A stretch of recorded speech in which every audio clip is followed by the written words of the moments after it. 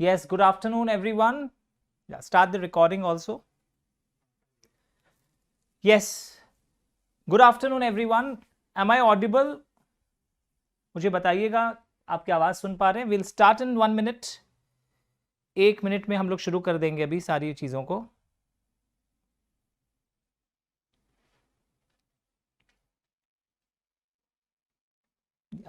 एक रूपल को पूछ लो ऑडिबल है क्या, चेक करो रूपल को कॉल करके. We'll start in 2 minutes. मैं अज्यूम कर रहा हूं कि आपने कल जो क्लास हुई थी उसको रिवाइज कर लिया है. और सर मैं एब्सेंट था, अगर कोई स्टूडेंट ये बोलना चाहे तो उसको भी कोई प्रॉब्लम नहीं होगा.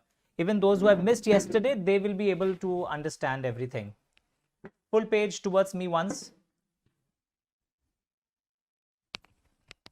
हम लोग 1 मिनट में शुरू करेंगे. ले आउट सीन 1 कर दीजिए प्लीज. सीन 1 कर दीजिए, बेटर होगा वो उधर से. या इट्स कमिंग आ रहा है. ओके ठीक है, चलिए. yesterday we have discussed about something about the structure of the Companies Act. we have talked about MCA rules बनाता है, MCA समय समय पर notifications लाता रहता है. but today's discussion is basically on the types of companies, कि क्या क्या प्रकार की कंपनीज होती है. ये चार्ट हमने कल भी देखा था, ये PDF और चार्ट ग्रुप्स में सर्कुलेटेड हैं ऑलरेडी. और मैंने कल एक बात आपको बोला था कि after you attend the class next 20 minutes अपने चेयर से मत उठिए, बल्कि आपको आने वाले 20 मिनट में घर में भी क्या करना है, once my class is over, copy pen लेकर वापस पूरे क्लास के फ्लो को अपने हैंडराइटिंग में याद करके लिखिए. वो जो आप लिखेंगे ना वो ज्यादा लंबे समय तक रिटेन होगा. मेरे संग जो आप लिखते हैं ना उसमें सिर्फ फोकस राइटिंग, हैंडराइटिंग और अपने बस कॉपी करने में रहता है कि बोर्ड को देखकर मैं कॉपी कर लूं. पर वो वाला राइटिंग जो है वो आपको हमेशा याद रहेगा. Is it fine everyone? चलिए, तो आज हम लोग देखने वाले हैं various types of companies on the basis of liability, members, control, access to capital, जिसका ट्रेलर हमने कल भी थोड़ा सा सुना था. तो एक चीज आपको बता दूं, आपके पास अगर मेरी किताब ऑलरेडी है या नोट्स आकर आपको हमारे यहाँ से दिया हुआ है, तो नोट्स आप देखोगे, जो भी नोट्स आपको दिया हुआ है, डेफिनेशन से रिलेटेड नोट्स दिया होगा हर कोर्स को. तो डेफिनेशन से रिलेटेड जो नोट्स हैं वो आपको यहाँ पर आपको डेफिनेशन से रिलेटेड नोट्स दिखाई देने लगेंगे, जहाँ पर सारे टाइप के डेफिनेशंस हैं. तो मैं पहले एक बहुत ईजी डेफिनेशन एक बार शुरू करता हूँ रिवाइज कराते हुए आपको, फिर आगे ले जाऊँगा. The easy definition is of a private company. Screen दिख पा रहा है? सेक्शन 2 क्लॉज बोलते हैं इस ब्रैकेट को. सेक्शन 2 के जो डेफिनेशन वाले एरिया में जो आता है उसको क्लॉज बोलते हैं. तो सेक्शन 2 क्लॉज 68. तो प्राइवेट कंपनी क्या होता है, ये डेफिनेशन अभी हम लोग एक बार एनालाइज कर लें, फिर हम लोग आगे जाएंगे. आपको ये बात मैंने बताया था कि इंडिया में प्राइवेट कंपनीज के नंबर्स ज्यादा हैं, कंपैरेटिवली पब्लिक कंपनीज कम है. तो प्राइवेट कंपनी सर लोग क्यों बनाते हैं, पब्लिक कंपनी लोग क्यों नहीं बनाते, सबको को पब्लिक कंपनी बनाना चाहिए. रीजंस हैं अपने अपने, कि अगर आपको लग रहा है काम का स्केल बहुत छोटा है, क्लोजली फैमिली टाइप की कंपनी है जिसमें सारे फैमिली मेंबर्स ही उसमें हैं, तो ऐसे केस में हम लोग प्राइवेट कंपनी बनाते हैं. और ऊपर से प्राइवेट कंपनी के लिए फॉर्मेलिटीज भी कम है. MCA का रिलैक्सेशन नोटिफिकेशन आया हुआ है, जहां प्राइवेट कंपनी को बहुत सारे सेक्शंस कंप्लाई नहीं करने पड़ते. तो दोनों बातें हैं, तो इसीलिए लोग प्राइवेट कंपनी ज्यादा बनाते हैं.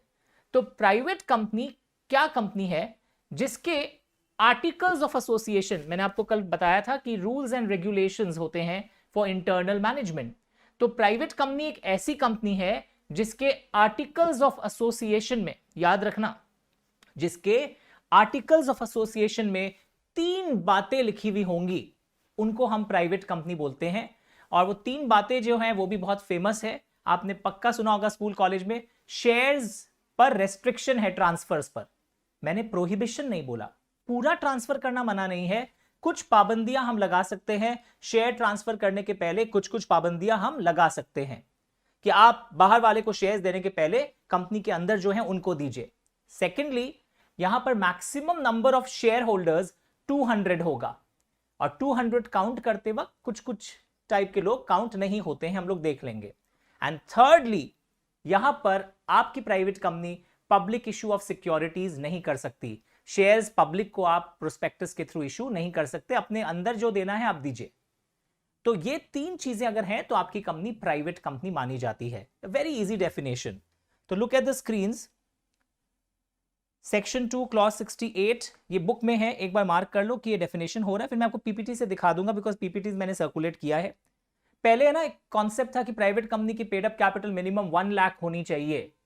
आज के दिन वो नहीं है, हो सकता है फ्यूचर में फिर भी आ जाए, तो अमेंडमेंट होगा तो हम बता देंगे, पर ऐसा कुछ नहीं है कि पेड अप कैपिटल 1 लाख हो, वो जरूरी नहीं है।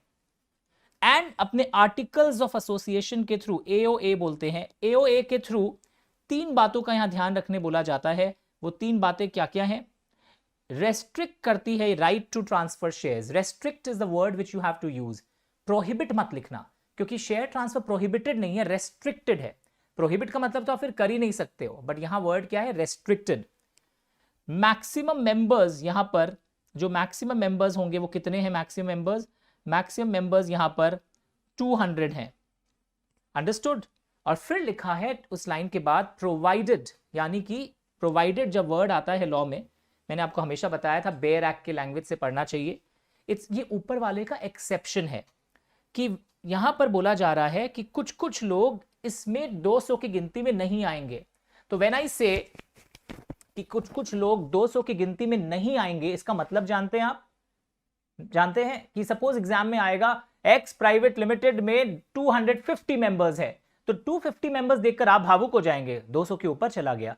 बट फिर लिखा रहेगा 250 में से 60 इसके एम्प्लॉइज भी हैं, शेयर होल्डर्स भी हैं, 40 x employee and share holders भी हैं।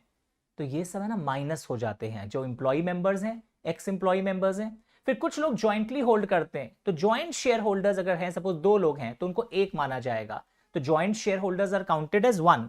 ये बातें भी यहां पर लिखी हुई है दैट अगर कोई ज्वाइंटली होल्ड कर रहा है शेयर्स, तो उसको आपको 1 ही मानना है, उसको 2 नहीं मानना है। ओके? और ये एम्प्लॉयमेंट वाली बात भी और एक्स एम्प्लॉयमेंट वाली बात भी दिख रही है। तो मैं एक बुक दिखा दूं, बेयर एक्ट के लैंग्वेज को इंटरप्रेट करवा दूं, and then I will go to the other points. Okay? Next लिखा हुआ है इट प्रोहिबिट्स पब्लिक इशू। इस बार प्रोहिबिटेड है। सर आप तो बोले थे ना कि प्रोहिबिट नहीं यूज करना है, मैंने शेयर ट्रांसफर के लिए बोला था कि प्रोहिबिट शब्द यूज नहीं करना है। यहां पर तो आप कर ही सकते हो, बल्कि करोगे आप। Did you understand everyone?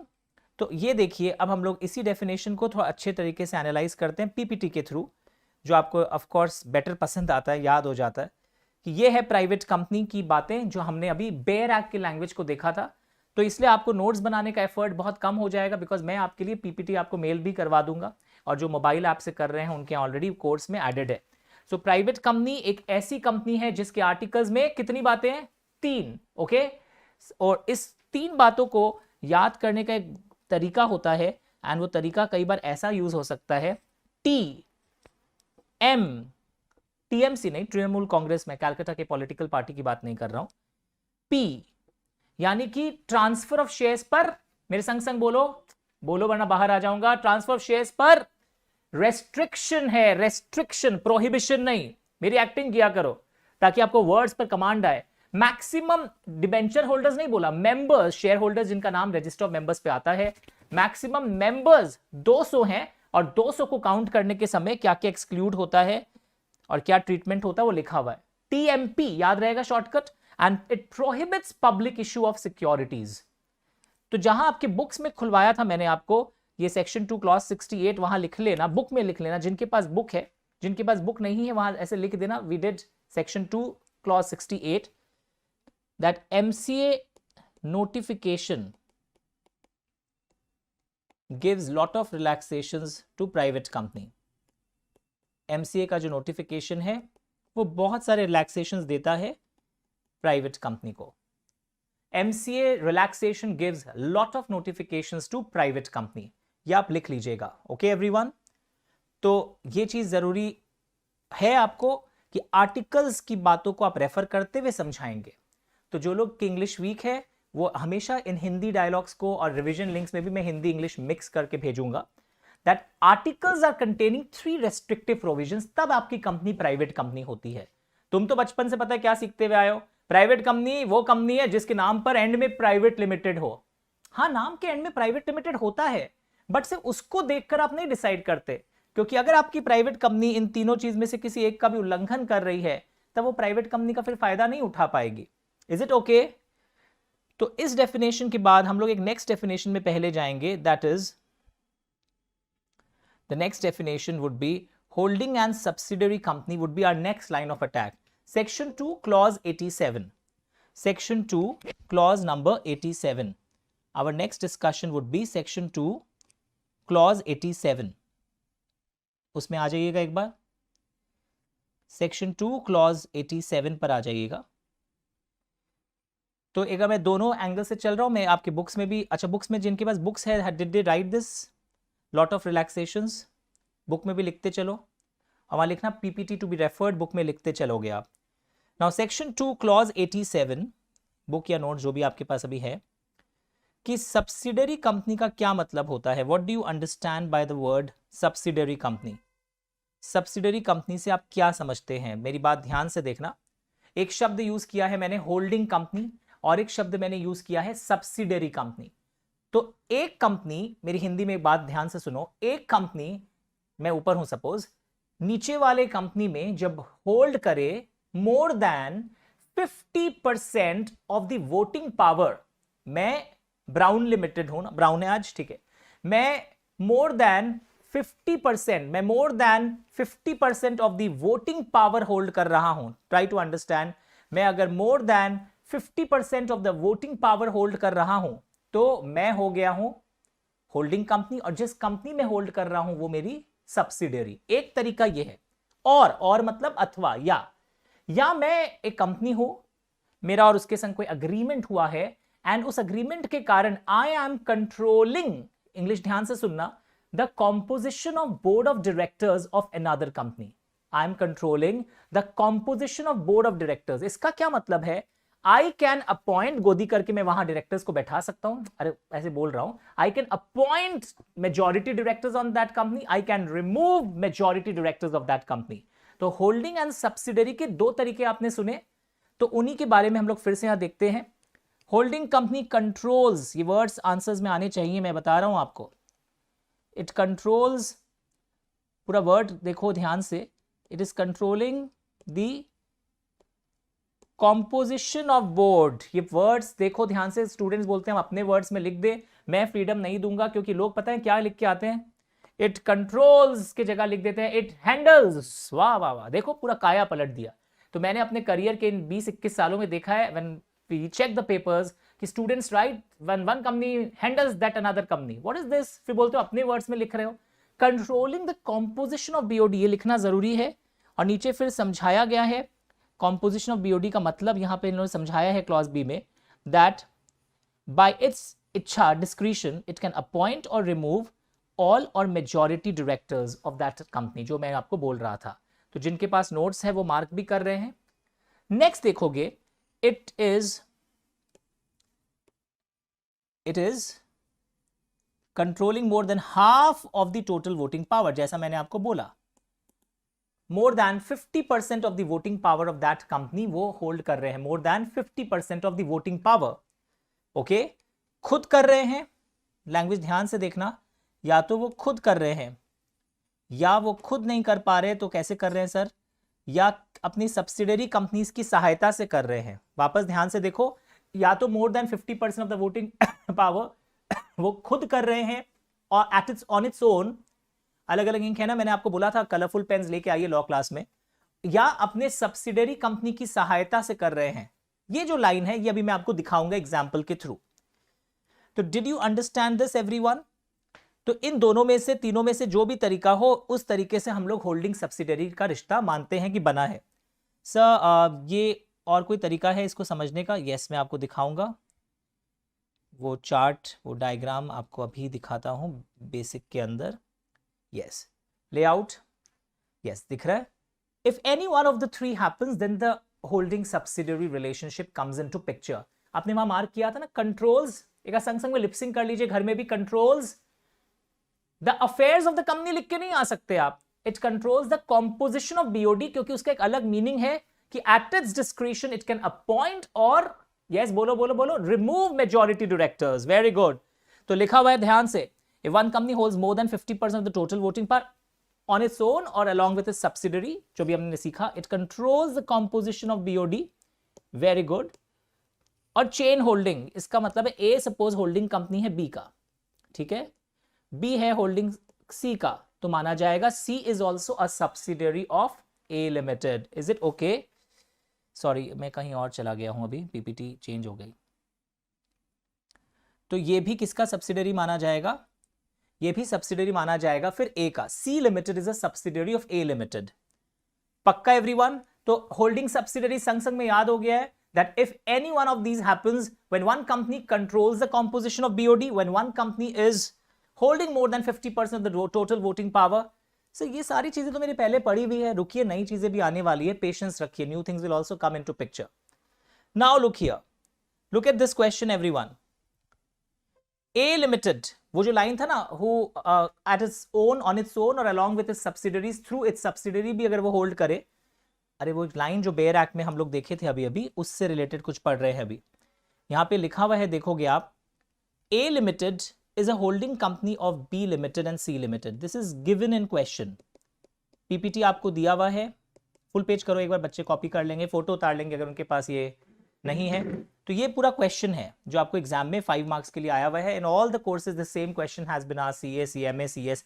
It's a very popular question on holding and subsidiary.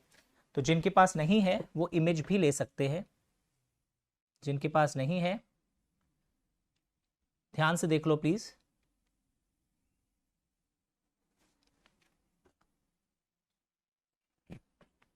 तो यहां पर क्वेश्चन दिया हुआ रहेगा, फुल पेज एक पढ़ लो मेरे संग. तो ए लिमिटेड जो है वो बी और सी का होल्डिंग है, होल्डिंग कंपनी है, ठीक है. एंड बी और सी जो है वो डी लिमिटेड में, बी जो है 30% इक्विटी होल्ड कर रहा है और सी जो है वो 35% इक्विटी होल्ड कर रहा है. पेपर में दिया हुआ है. Okay, layout once. तो मेरा क्वेश्चन ये है, is D limited a subsidiary of A limited? से वापस बोलिए, क्या डी लिमिटेड ए लिमिटेड का सब्सिडियरी है? तो स्टूडेंट्स पहले तो ये बोलते हैं, सी वहां ए तो होल्ड ही नहीं कर रहा डी में, तो सवाल ही कैसे होता है. वापस सुनिए, when a company through its subsidiary also holds more than 50%, when a company through its subsidiary it is holding more than 50%, तो A जो है वो B के थ्रू पूरा 50% नहीं होल्ड कर रहा है, पर A ने क्या किया, अपने 2-3 सब्सिडियरीज के थ्रू भी अगर होल्ड करता है डी लिमिटेड में मोर देन 50%, अगर अपने 2 सब्सिडियरीज के थ्रू भी होल्ड कर रहा है, एकदम एग्जांपल्स क्लियर हैं, तो इस सिचुएशन में आपका आंसर आपको मिल ही गया होगा. When a company along with its subsidiary, answer typed है यहां पर, holds more than 50% of the total voting power of another company, then the first holding company, that is A limited in our example, is a holding company of that D limited. क्योंकि आपको reason यहां पे दे भी दिया है. But एक question ये होता है, क्या बी लिमिटेड होल्डिंग कंपनी है डी लिमिटेड का? क्या सी लिमिटेड होल्डिंग कंपनी है डी लिमिटेड का? या उल्टा बोलूं, क्या डी लिमिटेड सब्सिडरी है बी और सी के? आंसर नो है. सर ये कैसे हुआ नो?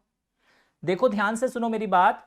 बी और सी जो है वो तो 30 और 35 ही होल्ड करते हैं ना, तो बी और सी तो 30 एंड 35 ही होल्ड कर रहे हैं, तो उनका तो मोर देन 50 है ही नहीं. हाँ हो सकता है अब तुम बोलोगे क्या पता सर वो वाला क्लॉज हो जाए, it controls the composition of BOD. हाँ अगर वो वाला हो जाए और इंफॉर्मेशन दिया हुआ हो तो वो भी हो सकता है. सर वापस बोलिए, होल्डिंग सब्सिडियरी 2 तरीके से बनता है.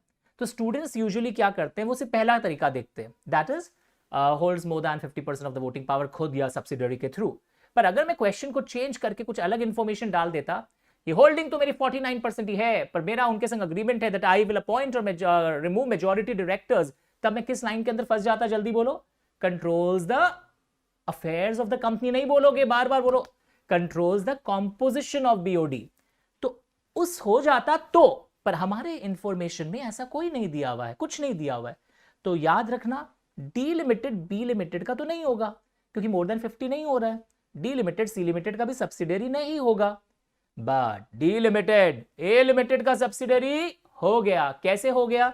बिकॉज ए लिमिटेड अपने सब्सिडियरीज के थ्रू सर ए होल्डिंग कंपनी बी सी का आपको पता कैसे चला? इंफॉर्मेशन क्वेश्चन पेपर में दिया हुआ है, तो वो अपने सब्सिडरीज के थ्रू वहां अगर होल्ड कर रहा है तो बल्ले बल्ले। Did you understand everyone? तो हम लोग क्या पढ़ रहे थे? हम लोग पढ़ रहे थे होल्डिंग सब्सिडरी का डेफिनेशन। इसके पहले हमने बेयर एक्ट के लैंग्वेज को दिखाया कि कैसे लिखा हुआ रहता है, and then we started analysing here. तो मैं बुक में भी साथ में आपको काम करवाते जा रहा हूं। तो ये तरीका अगर होता है तो होल्डिंग सब्सिडरी कंपनी बन जाता है, जिसको हम लोग कई बार बोलते हैं कि ग्रुप कंपनीज हैं इन लोग। ओके, नाउ कई बार क्या होगा कि एक कंपनी में ऐसा सिचुएशन आप देख सकते हैं, फुल पेज करो, तो ये बहुत थियोरेटिकल सिचुएशन है, रियल लाइफ में you will not come across such situations. पढ़ के देखिए एक बार, स्टार्ट रीडिंग दिस एग्जांपल। और जो वर्ड्स यूज करना है, अगर आज तुम रिवाइज करोगे बहुत पूरा वर्ड टू वर्ड याद हो जाएगा, उसको छोड़ के रखोगे तो भूल जाओगे। एग्जाम में डेफिनेशन नहीं पूछता है, सर तो पढ़ा क्यों रहे हैं, पर इस पर केस स्टडीज पूछ सकता है। तो आपको अगर डेफिनेशन पता होगा तो केस स्टडी सॉल्व करते वक्त इनडायरेक्टली डेफिनेशन लिखकर फिर एनालिसिस करके कंक्लूड करना है। या इंटीग्रेटेड एमसीक्यूज में भी आपको ये सारे वर्ड जो मैं बार बार एम्फोसाइज कर रहा हूं, थ्रस्ट ले डाउन कर रहा हूं, ये सब आपके मुंह पर रहना चाहिए।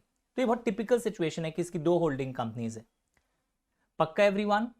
नाउ लुक हियर, हम लोग पढ़ रहे थे इन चीजों को। अब वापस से आप डेफिनेशन के इस बेयर एक्ट में आइए। Look here everyone, full page रखा है, 1 मिनट और। Subsidiary company means a company in which the holding company controls और एक्सरसाइजेज, ये सारे वर्ड्स दिखने लगे।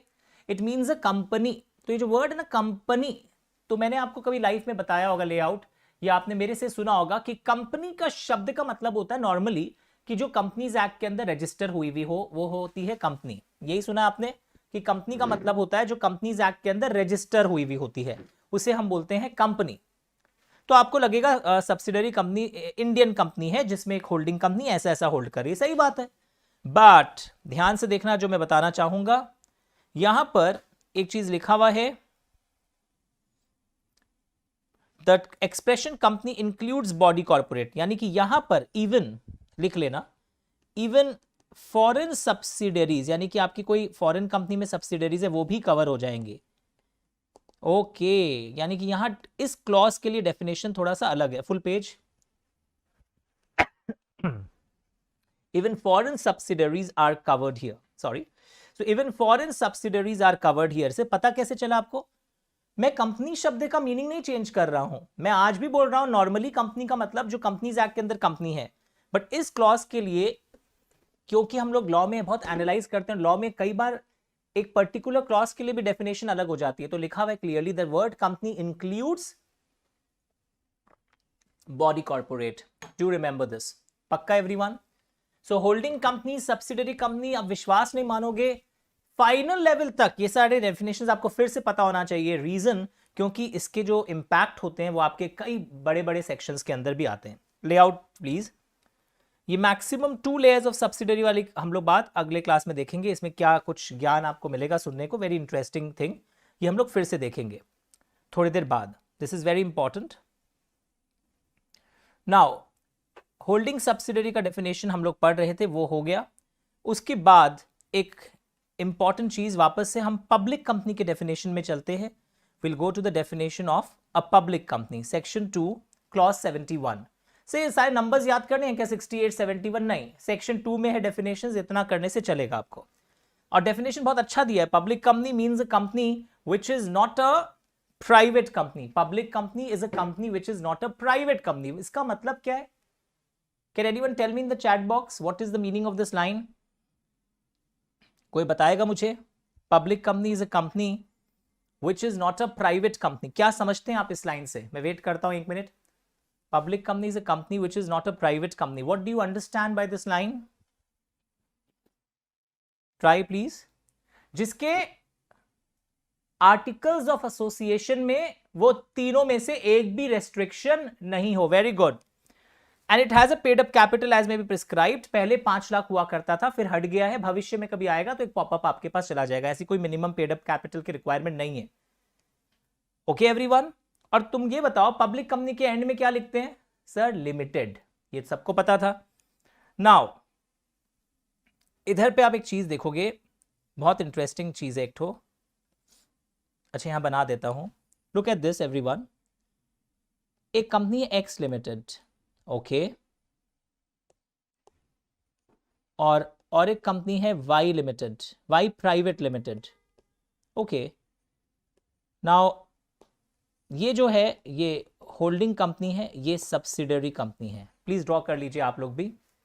तो ये था एक्स लिमिटेड होल्डिंग कंपनी है, वाई प्राइवेट लिमिटेड एक प्राइवेट कंपनी है, और वो एक सब्सिडरी कंपनी है। सर तो क्या हुआ है यहां पर? हुआ ये यहां पर कि अगर एक, यस सर बताइए, अगर एक प्राइवेट कंपनी सब्सिडरी हो जाती है पब्लिक कंपनी की, तो वो प्राइवेट कंपनी अब मानी जाएगी पब्लिक कंपनी। वो प्राइवेट कंपनी को अब जो प्रिविलेजेस प्राइवेट कंपनी को अवेलेबल होते हैं एमसीए नोटिफिकेशन के कारण, वो अब अवेलेबल नहीं होंगे। मैं वापस दोहरा रहा हूं, अगर एक प्राइवेट कंपनी पब्लिक कंपनी की सब्सिडरी हो जाती है, तो वो प्राइवेट कंपनी अब मानी जाएगी पब्लिक कंपनी। पढ़ के देखो ये लाइन। बट वाइसी वर्सा नहीं है। So what is the meaning of this? Suppose a company था S limited, S private limited, वो होल्डिंग कंपनी है किसका सर? वो है टी लिमिटेड का। तो आप ये नहीं बोलोगे कि अब इस पब्लिक कंपनी को हम डीम्ड प्राइवेट मान ले, वो कॉन्सेप्ट नहीं है। वाइसी वर्सा इज नॉट ट्रू। तो व्हेन अ प्राइवेट कंपनी, तो जिनके पास फुल पेज बुक नहीं है वो ये लाइन को लिख सकते थे, when a private company is a subsidiary of a public company, then that private company is deemed to be a public company, but not vice versa। मतलब कि ऐसा नहीं है कि पब्लिक कंपनी में आप बोलेंगे, डीम्ड प्राइवेट कंपनी का कॉन्सेप्ट नहीं है इस सेक्शन के अंदर। तो वो प्राइवेट कंपनी अब मानी जाएगी पब्लिक कंपनी। सर वो है तो private company, but it will, Y private limited can no longer enjoy, लिख देना, the relaxations granted to a private company। इसका है, वो चाहे तुम आर्टिकल्स में 3 क्लॉज रख के भी रखे हो, पर उसको कोई रिलैक्सेशंस, जो प्राइवेट कंपनी को रिलैक्सेशंस मिलता है, वो रिलैक्सेशंस अब वाई प्राइवेट लिमिटेड को बिल्कुल भी नहीं मिलेगा। याद रखिएगा,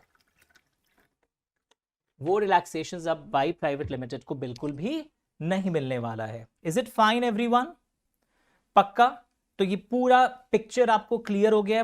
होल्डिंग कंपनी के बाद मैंने पब्लिक क्यों करवाया? बिकॉज प्राइवेट कंपनी के बाद यू नीड टू नो, लिख रहे हैं कोई फोटो खींचना चाहता है एक्सटर्नली दूसरे मोबाइल से, तो आप ले लिया होगा, ले आउट वंस। तो ये तीनों डेफिनेशन क्लियर है? ओके सर क्या सारी पब्लिक कंपनी को लिस्टेड होना जरूरी है? ये हमने कल भी सुना था, वापस सुना देता हूं। पब्लिक कंपनी लिस्टेड अनलिस्टेड दोनों हो सकती है। हर पब्लिक कंपनी को स्टॉक एक्सचेंज पर ट्रेडिंग परमिशन के लिए लिस्ट करवाना अपने आप को, वो जरूरी नहीं होता है। ऐसी बहुत सारी कंपनीज हैं जो मैंने नाम भी लिख रखा है, वो है पब्लिक कंपनी पर वो अनलिस्टेड है। क्योंकि लिस्टेड में बहुत सारे एडवांटेजेस हैं, पर लिस्टेड कंपनी को बहुत सारे फॉर्मेलिटीज भी होते हैं। तो अभी उनको लग रहा है उतना बर्डन हम क्यों लें, क्योंकि लिस्टेड होते ही स्टॉक एक्सचेंज के requirement, securities exchange board of India के रिक्वायरमेंट, जानते हैं ना सेबी कौन है? अब बोलोगे डॉगी, तमीज से बोलो, watch dog of Indian capital market. तो इसलिए ये कॉन्सेप्ट लोगों का क्लियर होना चाहिए कि पब्लिक कंपनीज लिस्टेड भी हो सकती हैं, अनलिस्टेड भी हो सकती हैं। प्राइवेट कंपनीज यूजुअली लिस्टेड नहीं होती हैं, बट प्राइवेट कंपनीज अपने डिबेंचर्स को इन दिनों देखा गया है मार्केट में, वो स्टॉक एक्सचेंज में लिस्ट करवाने लगी हैं। Is it okay? तो ये तीनों डेफिनेशंस क्लियर है? अब ध्यान से सुनो जो मैं बोलने जा रहा हूं। अब मैं एक अमेंडमेंट, बहुत इंपॉर्टेंट फेमस डेफिनेशन कराऊंगा, जिसका नाम है गवर्नमेंट कंपनी। अच्छा एक क्वेरी आया है मेरे पास, क्या सब्सिडरी कंपनी में आपने बोला था कि फॉरेन सब्सिडरीज भी कवर्ड है, तो क्या सर होल्डिंग कंपनी में भी फॉरेन होल्डिंग कंपनीज कवर्ड है? यस, क्योंकि वहां पे भी holding company means a company जब लिखते हैं नीचे लिखा रहता है company includes body corporate. Sir मैं एब्सेंट था, क्या आप मुझे बता सकते हैं ओके कि सर कंपनी और बॉडी कॉर्पोरेट के बीच में क्या डिफरेंस है? कंपनी जो इंडियन कंपनीज एक्ट के अंदर बना है, बॉडी कॉर्पोरेट के पास सेपरेट एंटिटी है, परपेचुअल सक्सेशन है, पर बॉडी कॉर्पोरेट में इंडियन कंपनी भी कवर्ड है, फॉरेन कंपनी भी कवर्ड है, एलएलपीज भी, लिमिटेड लायबिलिटी पार्टनरशिप भी कवर्ड है, याद रखिएगा। तो आइए अब गवर्नमेंट कंपनी के डेफिनेशन को करें। इसमें अमेंडमेंट है, ये आपने पहले नहीं सुन रखा है, ये अमेंडेड चीजें हैं। इसमें अमेंडमेंट क्या है? जो पहले डेफिनेशन आपने बचपन में पढ़ा है वो तो है ही, उसके अलावा कुछ नया ऐड भी कभी कभी करना पड़ता है। एज पर द रिक्वायरमेंट दिखाऊंगा। तो गवर्नमेंट कंपनी, आपको ऑफ कोर्स नाम सुनते हैं, आपने कभी इकोनॉमिक्स में भी पढ़ा होगा क्लास 12 में। हाँ सर, जिसमें गवर्नमेंट की होल्डिंग होती है, पर क्या होल्ड करता है और कितना परसेंट होल्ड करता है गवर्नमेंट, वो हम लोग अभी चेक कर लेंगे। तो गवर्नमेंट कंपनी का लैंग्वेज देखो ध्यान से, section 2 clause 45, minimum 51% of the paid up share capital is held by CG central government और स्टेट गवर्नमेंट, ओके, या CG प्लस SG मिलके होल्ड कर रहे हैं, या 2-3 स्टेट गवर्नमेंट्स मिलके होल्ड कर रहे हैं। तो कई ऑप्शन दिया है। एंड व्हेन आई से paid up share capital, remember it is paid up equity या प्रेफरेंस, कोई चैट बॉक्स में बताएगा। जब मैं पेड अप शेयर कैपिटल लिख रहा हूं तो पेड अप इक्विटी है या पेड अप प्रेफरेंस है, which one is this? Yes, paid up equity plus paid up preference, दोनों कवर्ड है। तो जब मैं लिखता हूं यहां पे दोनों कवर्ड हो जाता है, पेड अप इक्विटी भी कवर्ड है यहां पर एंड पेड अप प्रेफरेंस भी कवर्ड है। Is it fine everyone? तो गवर्नमेंट कंपनी एक ऐसी कंपनी है जिसमें 51% और more of the paid up share capital is held ऐसे ऐसे तरीके से। अच्छा, इसी में एक और चीज होता है, पहले भी था अभी भी है। अगर एक कंपनी, मेरी बात ध्यान से सुनना, एक कंपनी हूं मैं एंड अगर कोई कंपनी सब्सिडरी है, if a company is a subsidiary of a government company, मतलब उस कंपनी में सेंट्रल गवर्नमेंट और स्टेट गवर्नमेंट का होल्डिंग 51% और मोर नहीं है, बट अगर एक कंपनी सब्सिडरी है गवर्नमेंट कंपनी की, अंडरस्टूड, उस कंपनी में एक दूसरी कंपनी मोर देन 50% इक्विटी होल्ड करती है, बिकॉज इक्विटी से ही नॉर्मली वोटिंग पावर आता है। तो अगर आप एक सब्सिडरी है, एक दूसरी गवर्नमेंट कंपनी होल्ड करती है मोर देन 50%, तो आप इस क्लॉज में तो देखो क्या लिखा हुआ है, इस क्लॉज में तो लिखा हुआ है या तो इन लोग का होल्डिंग हो, इन लोग का होल्डिंग 51 क्रॉस नहीं कर रहा है। पर अगर कोई कंपनी सब्सिडरी है गवर्नमेंट कंपनी की, लाइन लिख लो, if a company is a, sir मैं कहां लिखूं? सेक्शन 2 क्लॉज 45 आपके बुक्स में लिख लीजिए, या जो लोग पेज मेंटेन कर रहे हैं पेज में। If a company is a subsidiary of a government company, then that company is deemed to be, मतलब कंसिडर्ड टू बी, याद रखना, अ गवर्नमेंट कंपनी। क्योंकि तुम तो पहला लाइन से पढ़ के गए हो ना, CG/SG का होल्डिंग ढूंढोगे और जानबूझ के पता है क्या लिखेंगे, CG/SG का होल्डिंग 20% दिखाएंगे। सपोज एक क्वेश्चन बनाता हूं मैं, वाई लिमिटेड, वाई लिमिटेड में CG का होल्डिंग 20%, SG का होल्डिंग 5%, ONGC एक कंपनी सुना आपने, या भेल, इनकी holding 55%। Is Y limited a government company? मुझे आंसर चाहिए आपकी तरफ से, चैट बॉक्स में आंसर मैं पहले पढ़ूंगा। तो वाई लिमिटेड का भी आप बताओगे और मुझे एक्स लिमिटेड के एंगल से भी बताओगे। दो क्वेश्चंस हैं आपके सामने, चलिए मुझे दोनों एंगल से आप सोच के चैट बॉक्स में रिप्लाई करिए, डू इट प्लीज। देखता हूं लोग क्या लिख रहे हैं।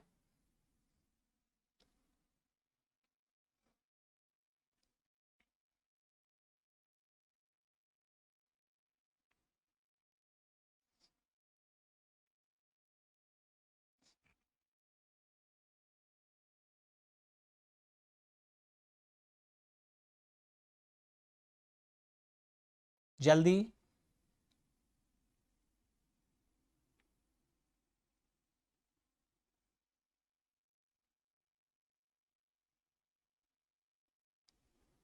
यस, क्या लग रहा है आपको?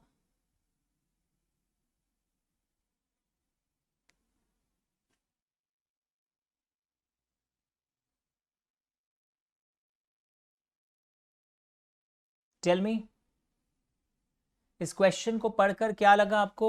एक्स लिमिटेड या वाई लिमिटेड के बारे में बताओ, क्या वो वाई लिमिटेड गवर्नमेंट कंपनी है?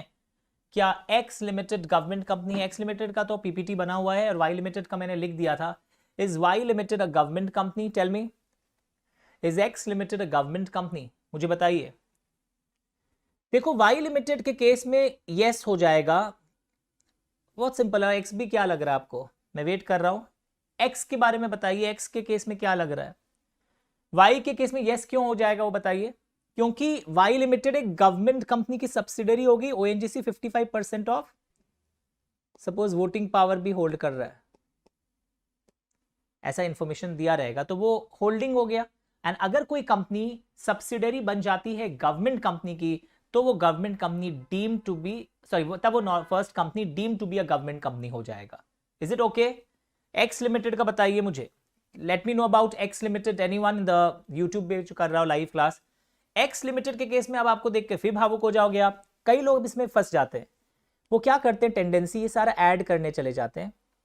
पर आप बात बताओ मुझे, सीजी और एसजी का चेक करना था, स्टेज 1 स्टेप 1 क्या था, सीजी और एसजी की होल्डिंग चेक करनी है। तो आप सीजी और एसजी की होल्डिंग जब चेक करते हैं तो 50% ही आ रहा है, it's not more than, it's not 51% और मोर। अब एक बच्चा ओएनजीसी का होल्डिंग क्यों ऐड कर दिया? ओएनजीसी को तो ऐड करने बोला ही नहीं था। देखो आप डायग्राम आपके सामने है, CG SG, CG plus SG ही लिखा हुआ है सिर्फ ऐड करने। सर आप बोले थे ना गवर्नमेंट कंपनी जब होल्ड करता है, वो था अगर गवर्नमेंट कंपनी आप में मोर देन 50% होल्ड करके, इक्विटी होल्ड करके अगर आपको अपनी सब्सिडरी बना ले तो। पर ये जो सिर्फ ओएनजीसी का 20% होल्डिंग है, यहां तो देखो 55% वोटिंग पावर होल्ड कर रहा था, इधर पर ओएनजीसी का सिर्फ जो 20% होल्डिंग है, इस 20% होल्डिंग के आधार पर आप इसको इसका सब्सिडरी कैसे बना देंगे? सर इसके संग ऐड कर देते हैं ना। ऐड कैसे हो जाएगा? ऐड तो सिर्फ यही होगा। पर अगर अकेला वो 60% होल्ड करता तो मैं बोलता कि एक्स लिमिटेड भी गवर्नमेंट कंपनी है। तो यहां पर सिर्फ ये ही दो ऐड होंगे, इसलिए डेफिनेशन स्टेट करना है, और ये दो ऐड करने से सिर्फ 40% ही आ रहा है। तो यहां पर एक्स लिमिटेड गवर्नमेंट कंपनी नहीं है। बट वाई लिमिटेड जो था वो गवर्नमेंट कंपनी इस कारण से हो गया था क्योंकि वो ओएनजीसी का सब्सिडरी बन गया था। बट एक्स लिमिटेड सब्सिडरी नहीं बना है, और ऊपर से अगर मैं होल्डिंग भी ऐड करूं तो मेरा होल्डिंग ऐड करके 50% हो रहा है सीजी और एसजी का। ओएनजीसी का होल्डिंग ऐड नहीं होगा, लिख देना, रिवाइज कर लो एक बार, फिर से देख लो, सोच लो। प्लीज मुझे आप व्हाट्सएप भी कर सकते हैं पढ़ाई के दौरान, अगर कुछ क्वेरी हो क्लास के बाद शाम को ऑडियो करके भेज सकते हैं। मैं आपके इस बैच से हूं या ये पेन ड्राइव में देख रहा हूं, you can also WhatsApp me और ऑडियो क्वेरीज। ओके, पक्का? चलिए, वेरी गुड। श्योर हैं आप लोग, इस चीज को देख चुके हैं सब कोई? ओके, नाउ अब 2-3 चीजें आप ध्यान से सुनेंगे जो मैं आपको बोलूंगा। अब डेफिनेशन में चेंज आया है। This slide is very important slide. Now there are changes in the definition. Change में जो हम लोग पढ़े थे, फुल पेज करिएगा एक बार, वो जो पेड अप शेयर कैपिटल का हम पढ़े थे वो अभी भी वजूद एकदम सही है। चेंज क्या आया है कि कुछ कुछ कंपनीज इक्विटी शेयर्स इशू करती हैं। सर सभी करती हैं, पूरा सुनो, with differential voting rights. Please ध्यान से सुनना, ये नई चीज, अब घबराना मत बिल्कुल भी। आपने सुना है इक्विटी शेयर्स में यूनिफॉर्म वोटिंग राइट्स होता है, एक कॉन्सेप्ट होता है equity shares with differential voting rights. इनमें वोटिंग राइट्स थोड़े अलग होंगे। तो अगर कोई कंपनी इक्विटी शेयर्स इशू करती है विद डिफरेंशियल वोटिंग राइट्स, समझाते था मीनिंग, अभी समझाऊंगा आपको, कि नॉर्मली सपोज एक शेयर पर एक वोट है। डिफरेंशियल वोटिंग राइट्स वाले जो शेयर्स होते हैं ना, उसमें यूजुअली इंफीरियर राइट्स होते हैं, 10 शेयर पर एक वोट है। सर अब तुम बोलोगे सर कौन बेवकूफ है जो ऐसे कंपनी का शेयर लेगा? सिर्फ वोटिंग राइट्स देखकर लोग के अलग अलग माइंडसेट होते हैं। कुछ इन्वेस्टर सिर्फ वोट को देखकर शेयर में इन्वेस्ट नहीं करते, उनको लग रहा है इस कंपनी का मार्केट वैल्यू शेयर्स का बहुत बढ़ेगा आगे, तो लेट अस इन्वेस्ट। और ये कंपनी नॉर्मली अपना शेयर्स देती नहीं है और अभी दे रही है, तो लेट अस इन्वेस्ट। तुम सिर्फ वो वोटिंग राइट्स देखकर रिजेक्शन नहीं कर दोगे। तो यूजुअली क्या होता है कि जो पब्लिक सेक्टर अंडरटेकिंग्स होते हैं, गवर्नमेंट कंपनी, उन लोग डाइवेस्टमेंट, जब अपना शेयर्स प्राइवेट पार्टीज को बेचना चाहते हैं, तो पब्लिक सेक्टर वाली जो कंपनीज होती हैं वो जब डाइवेस्टमेंट कर रही होती हैं, उस समय इस टाइप का कॉन्सेप्ट पिक्चर में आता है कि वो डिफरेंशियल वोटिंग राइट्स वाले शेयर्स मार्केट में इशू करती हैं। उससे गवर्नमेंट कंपनी को लेआउट, गवर्नमेंट कंपनी को फायदा क्या हुआ कि उन्होंने पैसा भी रेज कर दिया अपने आप को सुधारने के लिए या डाइवेस्टमेंट के लिए, उनको फंड्स की दरकार थी, शेयर्स इशू करके पैसा भी आ गया और वोटिंग ज़्यादा बाहर वाले पार्टीज के पास नहीं गया। ये लॉजिक है कि कुछ कंपनीज अभी बहुत सारे इक्विटी शेयर्स भी लाएंगे with differential voting rights. Sir superior voting rights का कॉन्सेप्ट भी होता है क्या? वो एग्जाम में नहीं पूछेगा, बट मैं आपको बता दूं कि जो अनलिस्टेड स्टार्टअप कंपनीज होता है ना, मैं आपको पढ़ाऊंगा स्टार्टअप कंपनी का कॉन्सेप्ट। जो अनलिस्टेड, जो स्टॉक एक्सचेंज पे लिस्टेड नहीं है, वो यूजुअली अपने प्रमोटर्स, फाउंडर्स को सुपीरियर राइट वाले इक्विटी शेयर्स दे सकते हैं। सुपीरियर राइट्स वाले मतलब नॉर्मल कि अगर एक शेयर है तो 2 वोटिंग राइट्स, 2:1 से लेकर 10:1 तक जा सकते हैं, एक शेयर के लिए 10 वोट्स। तो ये सुपीरियर राइट्स वाले जो इक्विटी शेयर्स होते हैं ये अनलिस्टेड स्टार्टअप कंपनीज जो हैं, अनलिस्टेड स्टार्टअप कंपनीज, अपने प्रमोटर्स फाउंडर्स को ऐसा मार्केट में देखा गया है, दे आर गिविंग एंड वो उनको अलाउड है। पर listed companies can never give superior rights equity shares. Listed जो स्टॉक एक्सचेंज में लिस्ट होने के बाद वो नहीं दे सकते। अगर अनलिस्टेड कंपनी लिस्ट होता है, पहले दे रखा था, कोई प्रॉब्लम नहीं है, और उसमें भी बहुत सारे कंडीशंस हैं जो आपको अभी नहीं पढ़ना है मेरे संग। पर डिफरेंशियल वोटिंग राइट्स में लॉजिक लिखा, मैं वेट कर लेता हूं, फुल पेज करो। एग्जाम्पल लिखो कि गवर्नमेंट कंपनीज मार्केट में, हिंदी में लिख लो प्लीज, ताकि बाद में भी आपको कोई फ्रेंड अगर पूछे ये इंफीरियर राइट्स कौन लेगा, कौन बेवकूफ है जो इंफीरियर राइट्स लेगा, तो आप बता सकोगे कि गवर्नमेंट कंपनी मार्केट में पैसा रेज करना चाहता है ऐसे शेयर्स इशू करके। सिर्फ गवर्नमेंट ज्यादा करता है, बट नॉर्मल कंपनीज भी मार्केट में की हैं।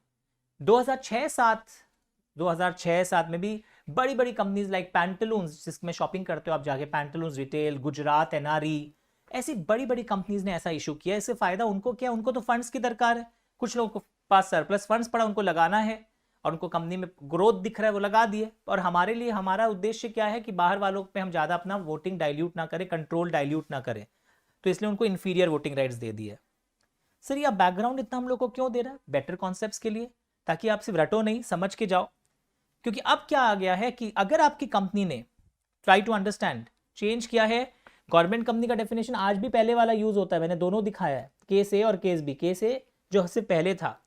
अब अगर आपकी कंपनी में इंफॉर्मेशन दिया हुआ है कि आपकी कंपनी ने इक्विटी शेयर्स इशू किए हैं विद डिफरेंशियल वोटिंग राइट्स, तो ऐसे केस में अगर आपकी कंपनी इक्विटी शेयर्स इशू की है विद डिफरेंशियल वोटिंग राइट्स, तो ऐसे सिचुएशन में याद रखिएगा, ऐसे सिचुएशन में what you have to do, आपको 51% वाला जो स्लैब था वो वोटिंग पावर से कंपेयर करना है कि अगर 51% और more of the voting power, CG, SG और जो भी था उनके पास, अगर 51% ऑफ वोटिंग पावर आप देखोगे, नॉर्मली आप देखते थे 51% और more of paid up share capital, वो अभी भी आप देखोगे। पर अगर क्वेश्चन में लिख दे what will be your answer if this company has issued equity shares with differential shares, तो आपको कैलकुलेशन चेंज हो जाएगा। तो यहां पे जैसे इन्होंने समझाया है कि ये इनकी शेयर कैपिटल थी, ये इनका वोटिंग पावर था, दिख रहा है, शेयर कैपिटल 400 लाख रुपीज में है, अंडरस्टूड।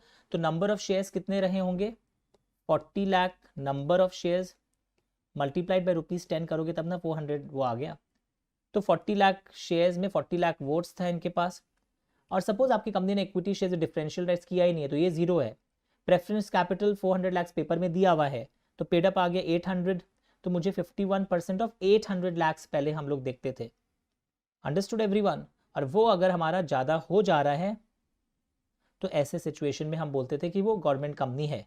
अब यहाँ पर देखोगे आप, सपोज क्वेश्चन पेपर में दिया हुआ है कि आपका डिफरेंशियल वोटिंग राइट्स वाले शेयर्स 100 लाख इशूड हैं, इसका मतलब कितना शेयर्स है, 10 lakh shares, number of shares, तो 100 लाख कैसे आया, मल्टीप्लाइड बाय 10 रुपीज, पक्का। पर 10 लाख नंबर है, पर वोटिंग पर इस बार 10 लाख नहीं होगा, वोटिंग 1 लाख क्यों हो गया, क्योंकि 10 शेयर के लिए 1 वोट, तो यूनिटरी मेथड आता ही होगा, 1 शेयर के लिए 1/10, तो 10 लाख शेयर के लिए आप जब करोगे तो 1 लाख आएगा, तो 41 lakh is your total voting power.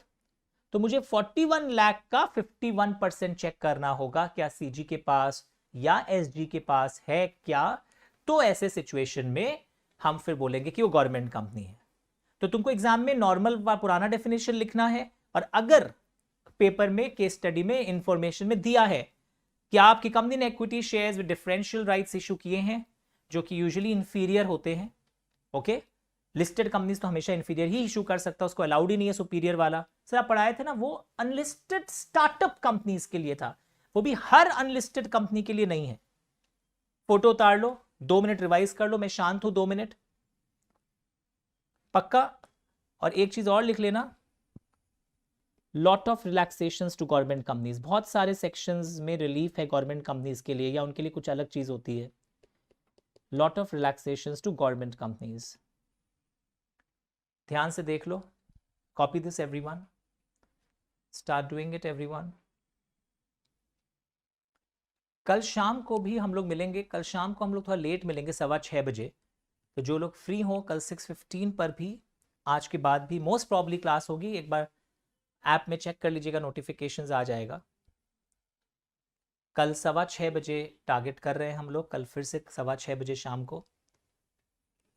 तो हैव अ लुक, ये सारी चीजें दिखने लगी हैं आपको। अगर सोच लो, ये 41 लाख नंबर ऑफ शेयर्स है, और हम लोग मतलब वोटिंग पावर, क्योंकि एक शेयर का एक था, तो 41 लाख का 51% होना चाहिए, तब वो गवर्नमेंट कंपनी के क्लॉज में पड़ेगा, अगर equity shares with differential rights issue हुई है तो।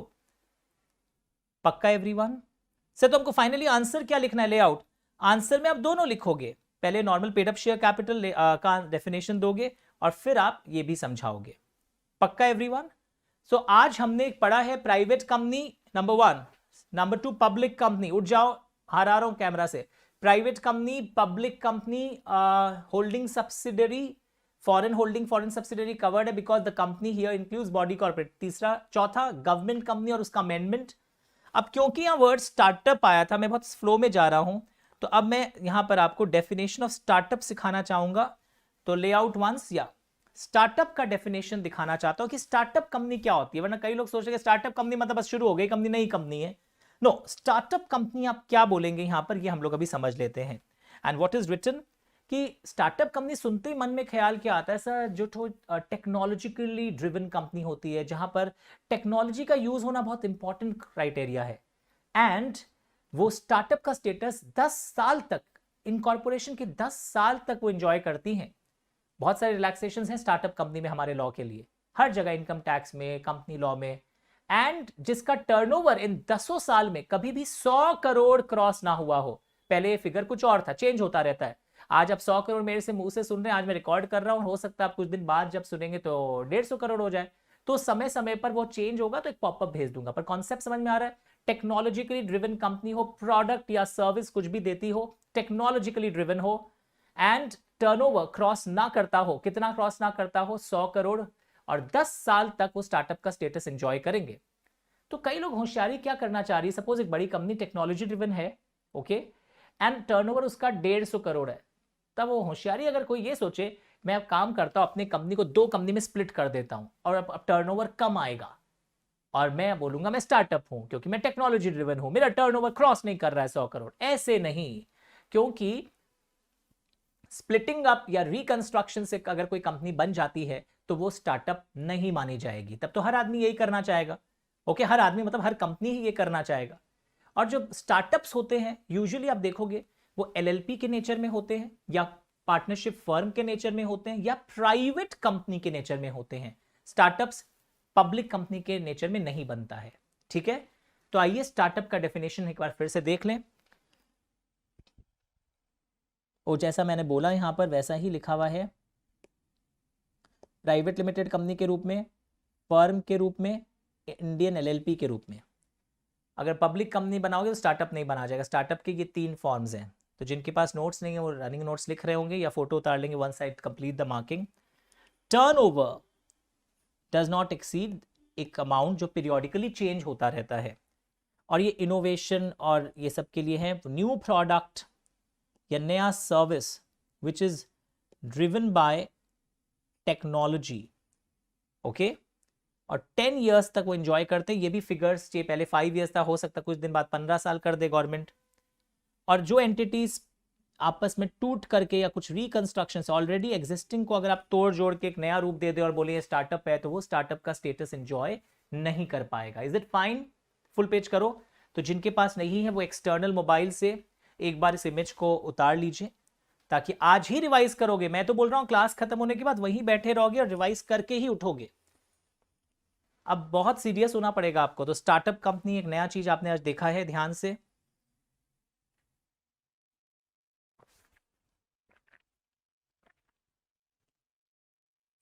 Is it fine everyone? पक्का? तो ऐसे बहुत सारे डेफिनेशंस हम लोग देखते रहते हैं। नाउ चलिए अब थोड़ा मजा करते हैं, थोड़ा रिलैक्स हो जाते हैं। ले आउट वंस। और ये पता है, ये डेफिनेशंस जो आप कर रहे हैं ये आपके ऑडिट पेपर को भी इंपैक्ट करता है, सीएमए में, सीए में। बिकॉज ऑडिट पेपर में जब हम लोग ऑडिट पढ़ेंगे वहां ये सब सेक्शंस, ये सब वर्ड्स आते हैं, तो unless you know this word, private company, public company, holding subsidiary, startup, relatives, अब नया डेफिनेशन आने वाला है हमारे और आपके बीच में, तो अगर आपका ये नहीं पढ़ा हुआ हो तो आप कुछ समझ ही नहीं पाएंगे। पक्का? तो गवर्नमेंट कंपनी का डेफिनेशन आपकी बुक में जहां लिखा हुआ था वहां पे वो लाइन मिसिंग थी कई बुक्स में, डिफरेंशियल वोटिंग राइट्स वाली लाइन, उसको ऐड करना है। जाके मैं वेट करता हूं, एक बार आप गवर्नमेंट कंपनी के डेफिनेशन में जाइए बुक्स के अंदर, जिनके पास बुक्स है, ताकि काम कंप्लीट हो जाए। अभी सेक्शन 2 क्लॉज 45 में आप अपने बुक्स में जाइएगा, बुक्स में वो प्रिंट नहीं हुआ हुआ अमेंडमेंट वाला लाइन, उसको ऐड कर लीजिएगा। दैट अगर company, if a company has issued equity shares with differential voting rights, then 51% of the voting power has to be checked. कि अगर 51% of the voting power, full page करना है एक बार, ये 3 लाइंस जो है ये बुक्स में ऐड कर लेंगे। फुल पेज मैं बोलता हूँ कर ही लीजिए अगर नहीं किया हुआ है, या जो लोग कॉपी में भी मेंटेन कर रहे हैं, these 3 lines are very important. Please copy this, I will wait, मैं वेट कर लूंगा, आप कॉपी कर लीजिए। तो अच्छे अच्छे डेफिनेशंस हम लोग कर रहे थे, पूरा फ्लो में हम लोग चल रहे हैं अभी। The entire flow is going on. Subsidiary company भी क्लियर है, और ये 3 लाइंस एक बुक में अभी का भी कॉपी कर लीजिए, that would be better. Check कर लीजिए जल्दी से। सो टाइप्स ऑफ कंपनीज कर रहे थे, ये कॉन्सेप्ट्स बहुत फंडामेंटल है, लास्ट तक ये आपको पता होना चाहिए। लेआउट, चलिए वेरी गुड। अच्छा कॉपी आपके पास तो स्लाइड है, या बाद में भी कॉपी कर लीजिए, वहां लिख के रखिए प्लीज बुक्स में, जो लोग बुक्स मेंटेन कर रहे हैं। Now comes the next line of attack, that is relatives का डेफिनेशन। कि what do you mean by relative, relative शब्द के अंदर क्या क्या आएगा। तो लुक हियर, से डेफिनेशन क्यों पढ़ना है हम लोग को, ये डेफिनेशन इसलिए पढ़ना है बिकॉज ये डेफिनेशन आपको पूरे सिलेबस में बार बार काम आने वाला है। तो सेक्शन 2 सबसेक्शन 7 सॉरी क्लॉज 77 की रिलेटिव शब्द अगर आप देखोगे आपकी बुक्स में भी, पीपीटी में तो है, बुक्स में भी एक बार आ जाए। Members of Hindu undivided family, joint family नहीं लिखा है मैंने, हिंदू अनडिवाइडेड फैमिली के जो मेंबर्स हैं वो रिलेटिव्स हैं। Husband and wife are relatives, या आपस में जो एक दूसरे से रिलेटेड हैं, जो हमारे शेड्यूल में कंपनीज एक्ट में प्रिस्क्राइब्ड है कि क्या क्या टाइप के रिलेशन को हम रिलेटिव्स मानेंगे। यहां पे जरूर लिख देना different from IT act, income tax act से, इनकम टैक्स एक्ट से डिफरेंट है। वहां भी टीचर आपको रिलेटिव्स का मीनिंग पढ़ाएंगे, उनके रिलेटिव्स की डेफिनेशन और हमारे रिलेटिव्स की डेफिनेशन अलग होते हैं। तो रिमेंबर इनकम टैक्स एक्ट का डेफिनेशन से अलग है, अभी लिख देना। हर एक्ट के अंदर उस एक वर्ड का डेफिनेशन अलग हो सकता है, होता है इनफैक्ट। तो रिलेटिव्स के अंदर कौन कौन आएंगे, एक बार फुल पेज देखिए, आप एक लिस्ट को एक बार खुद पढ़िए, फिर मैं आपको थोड़ा ड्रामेटिक स्टाइल से पढ़ा दूंगा। स्टार्ट रीडिंग दिस, कि रिलेटिव शब्द के अंदर क्या क्या आ रहे हैं, एक बार पढ़ लीजिए, ऑब्जर्व कर लीजिए, अच्छे से पढ़ लीजिए।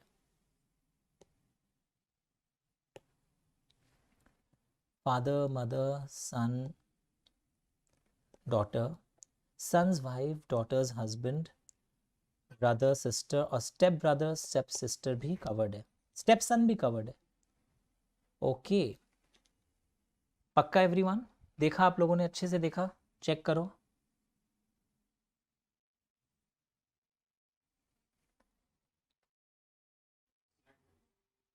मैंने हटाया, एक मिनट। तो जब मैं रिलेटिव शब्द को बोलूं तो उसमें क्या क्या टाइप के पेपर इंपॉर्टेंट होते हैं, ये हमको देखना बहुत ज़रूरी होगा, ठीक है। So what is considered in the word relatives, ये हम लोग फिर से देख लेते हैं। आइए लेआउट मेरे स्टाइल से देखिएगा ध्यान से, जो मैं दिखाना जा रहा हूं आपको उसको ऑब्जर्व करना है ध्यान से। यहां पे हम देख रहे हैं mister X and Mrs x, एक था लड़का और एक थी लड़की दीवानी। सर गाना गाएंगे आप? नहीं नहीं, संडे है पर गाना गाने का मन नहीं है। Mister X and Mrs X, they are husband wife, are they relatives? Yes.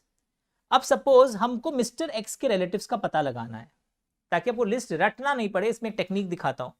मुझे मिस्टर एक्स के रिलेटिव्स का पता लगाना है, तो अगर मुझे मिस्टर एक्स के रिलेटिव्स का पता लगाना है तो things would move like this. X के फादर मदर, ठीक है सर, एक्स के बच्चे, ओके सर, एक्स के भाई बहन, ब्रदर सिस्टर। ये देखो मेरे संग ड्रॉ करो इस चार्ट को, और ऐसे ही करना, एक था लड़का एक थी लड़की दीवानी, husband wife. I am not talking about BF GF, I am talking about husband wife, Mr X and Mrs X. तो ये एकदम आपके एक्सरसाइज की तरह हो गया है। एक्सरसाइज कैसा कि हाथ ऊपर फादर मदर, हाथ इधर ब्रदर सिस्टर, हाथ नीचे आपके बच्चे। पर देखो एक भी, पहले यहां तक ड्रॉ करो, सीन 1 ऐसे पूरा लिखो, सीन 1 लिखो। वी आर फाइंडिंग आउट, ताकि आप list, we are finding out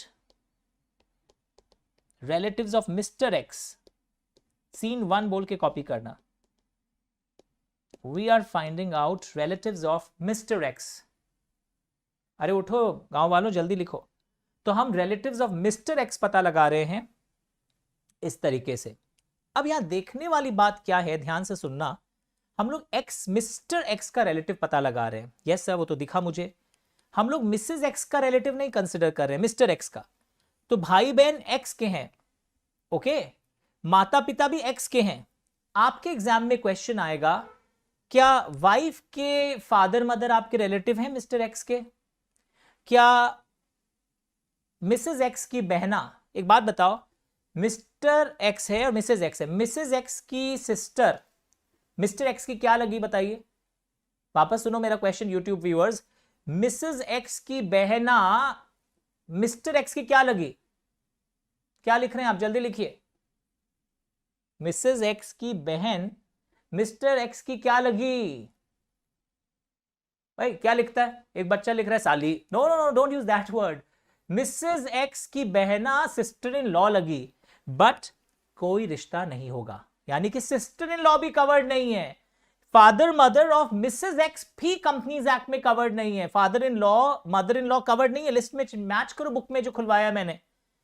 आप मेरी बात समझ रहे हैं? क्योंकि एग्जाम में जैसे फादर इन लॉ दिखता है तो आप तो और भावुक हो जाते हैं, नहीं नहीं नहीं, उसके पिताजी का अगर मैं सम्मान ना करूं तो वो मेरा सम्मान नहीं करेगी, मेरा सम्मान ले लेगी, वो तो रिलेटिव है। अरे सिस्टर इन लॉ, साली, आदि घर वाली, ये सब बातों से लॉ नहीं चलता है। तो sister in law, father in law, mother in law, ये सब कोई भी कवर्ड नहीं है। This is scene 1। And scene 1 हम लोग को क्या सिखाया है? सीन 1 हमको सिखाया है कि यहां तक अभी हमने देखा ये। अब सीन 2 बनाएंगे, वापस से बनाना। मिस्टर एक्स के रिलेटिव्स हम पता लगा रहे हैं, मिसेज एक्स ऑफ कोर्स उसके रिलेटिव है। फादर मदर यहां तक हम लोग बना लिए, ब्रदर सिस्टर भी बना लिए, सन डॉटर भी बना लिए। अब हम लोग इस सीन में क्या नया चीज देखने वाले हैं कि son's wife is covered, daughter's husband is covered. देखा हमने, son's wife and daughter's husband. But now question आपसे ये है, ग्रैंडफादर और ग्रैंड मदर क्या वो कवर्ड है? आपसे क्वेश्चन है, देखता हूं ये नया, ऐसे पूरा ऐसे ही बनाना। सीन 2 में मैंने और कुछ ऐड किया है। क्या ग्रैंडफादर ग्रैंड मदर कवर्ड है? ऐसे बनाओ क्वेश्चन, बताओ चैट बॉक्स में मुझे, क्या grandfather and grand mother covered है? अरे इंटरेक्टिव सेशन हो रहा है, यही तो फायदा। अगर आप मेरे से पढ़ेंगे आपको लगेगा ही नहीं कि आप घर पर है। कभी कभी तो मैं गला पकड़ लेता हूं भाई लोगों का। दीदी लोग को नहीं डांटता हूं, क्यों, प्यार से ही समझ जाती है, सिंसियर है।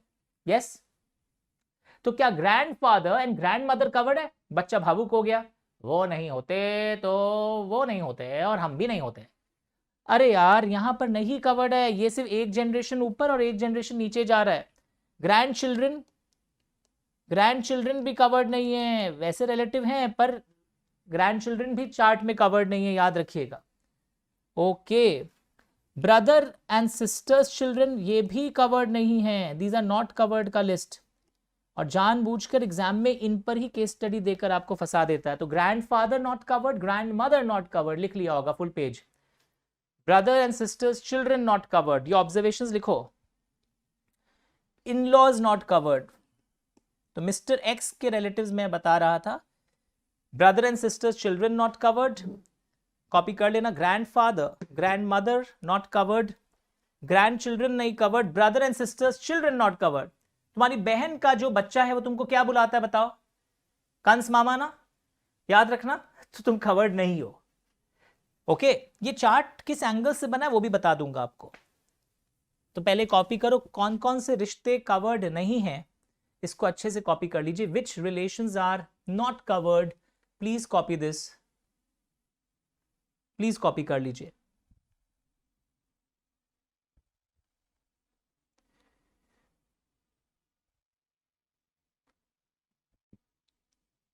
जल्दी कॉपी कर लीजिए, मैं बैठा हूं।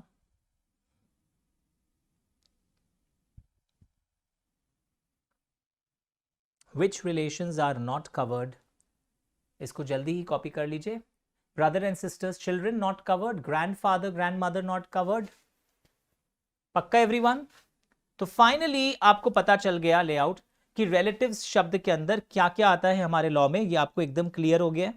अच्छा, स्टेप सन कवर्ड था, step father, step mother, but step daughter देखो लिस्ट में कवर्ड नहीं है, ये इनकी तरफ से भी कुछ भूल रह गई है, थोड़ी दिन में चेंजेस आ जाना चाहिए। पक्का? ये एक्चुअली चार्ट इस एंगल से बना है कि तुम को प्रॉपर्टी कौन दे सकता है, फादर मदर देंगे, ऐसे तो ग्रैंडफादर भी देंगे, बट इन लोग जनरेशन को लिमिट कर दिए। तो रिलेटिव्स का जो डेफिनेशन पहले पुराने कंपनीज एक्ट में बहुत बड़ा होता था, this definition is comparatively very narrow. एक बच्चा पूछ रहा है अगर मिसेज एक्स के रिलेटिव्स में पता करो, सेम कॉन्सेप्ट, मिसेज एक्स के माँ बाप, मिसेज एक्स के भाई बहन, बच्चे ऑफकोर्स एक्स और मिसेज एक्स दोनों के, तो उनके सन डॉटर वाला पोर्शन नीचे वाला कॉमन है, तो सब कुछ मिसेज एक्स के एंगल से आप देखोगे।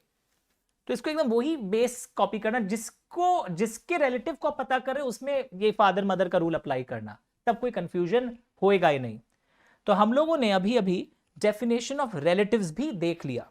ओके सर, सो देखो यहां पर हम लोग डॉक्यूमेंट्स देख रहे थे, डेफिनेशन ऑफ रिलेटिव्स भी वी हैव जस्ट सीन कि there are lot of definitions of relatives जो हमने यहां पर देखा है।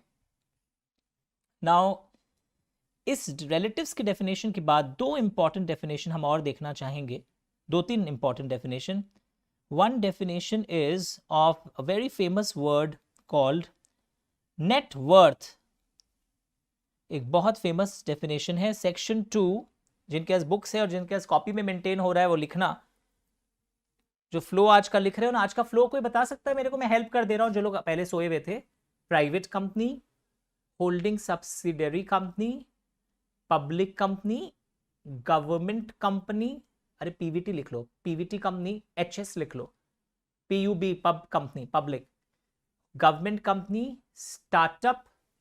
पहले 5 कंपनीज का डेफिनेशन के बाद हम लोग अब कुछ इंडिपेंडेंट वर्ड्स पर आ रहे हैं। रिलेटिव का वर्ड देखा, अब हम लोग नेटवर्थ देखेंगे सेक्शन 2 क्लॉज 57 में, और हम लोग नेटवर्थ के बाद और भी बहुत कुछ देखने वाले हैं। हम लोग टर्नओवर देखेंगे, ये सारे अकाउंटिंग वर्ड्स है। नेटवर्थ, टर्नओवर, टर्नओवर का डेफिनेशन इज सेक्शन 2 क्लॉज 91। तो बुक वाले लोग पहले बुक में मार्क कर लो, और कॉपी में भी आप मेंटेन कर रहे हो sequence of studying. Net worth, turnover लिखा आपने। एंड एक और अनकॉमन डेफिनेशन देखेंगे जो उतना इंपॉर्टेंट नहीं है पर रीडिंग के लिए हम लोग करना पड़ता है, that is public financial institution, section 2 clause 72। ये वर्ड भी लॉ में पढ़ते वक्त कई बार आएगा, public financial institution, section 2 clause 72। सही, नेटवर्थ का डेफिनेशन लॉ में क्यों पढ़ते हैं? क्योंकि कई सेक्शंस में नेटवर्थ वर्ड आता है, एकदम टर्नओवर वर्ड आता है, पीएफआई वर्ड आता है, तो you must know that what is covered in these. तो आइए पहले पीएफआई कर लेंगे, पेज खुला हुआ है, फुल पेज कर दो, तो जिनको फोटो लेना होगा वो फोटो भी ले लेंगे। कि पब्लिक फाइनेंशियल, एक्सटर्नली जो मोबाइल से फोटो लेना चाहते हो, तो पब्लिक फाइनेंशियल, जिनके पास अभी नोट्स नहीं हो, कि पीएफआई के अंदर क्या क्या चीजें आती हैं वो एक बार हम लोग अभी एनालाइज कर लेते हैं। Start reading it everyone. What things would come inside this word public financial institution? Do it once.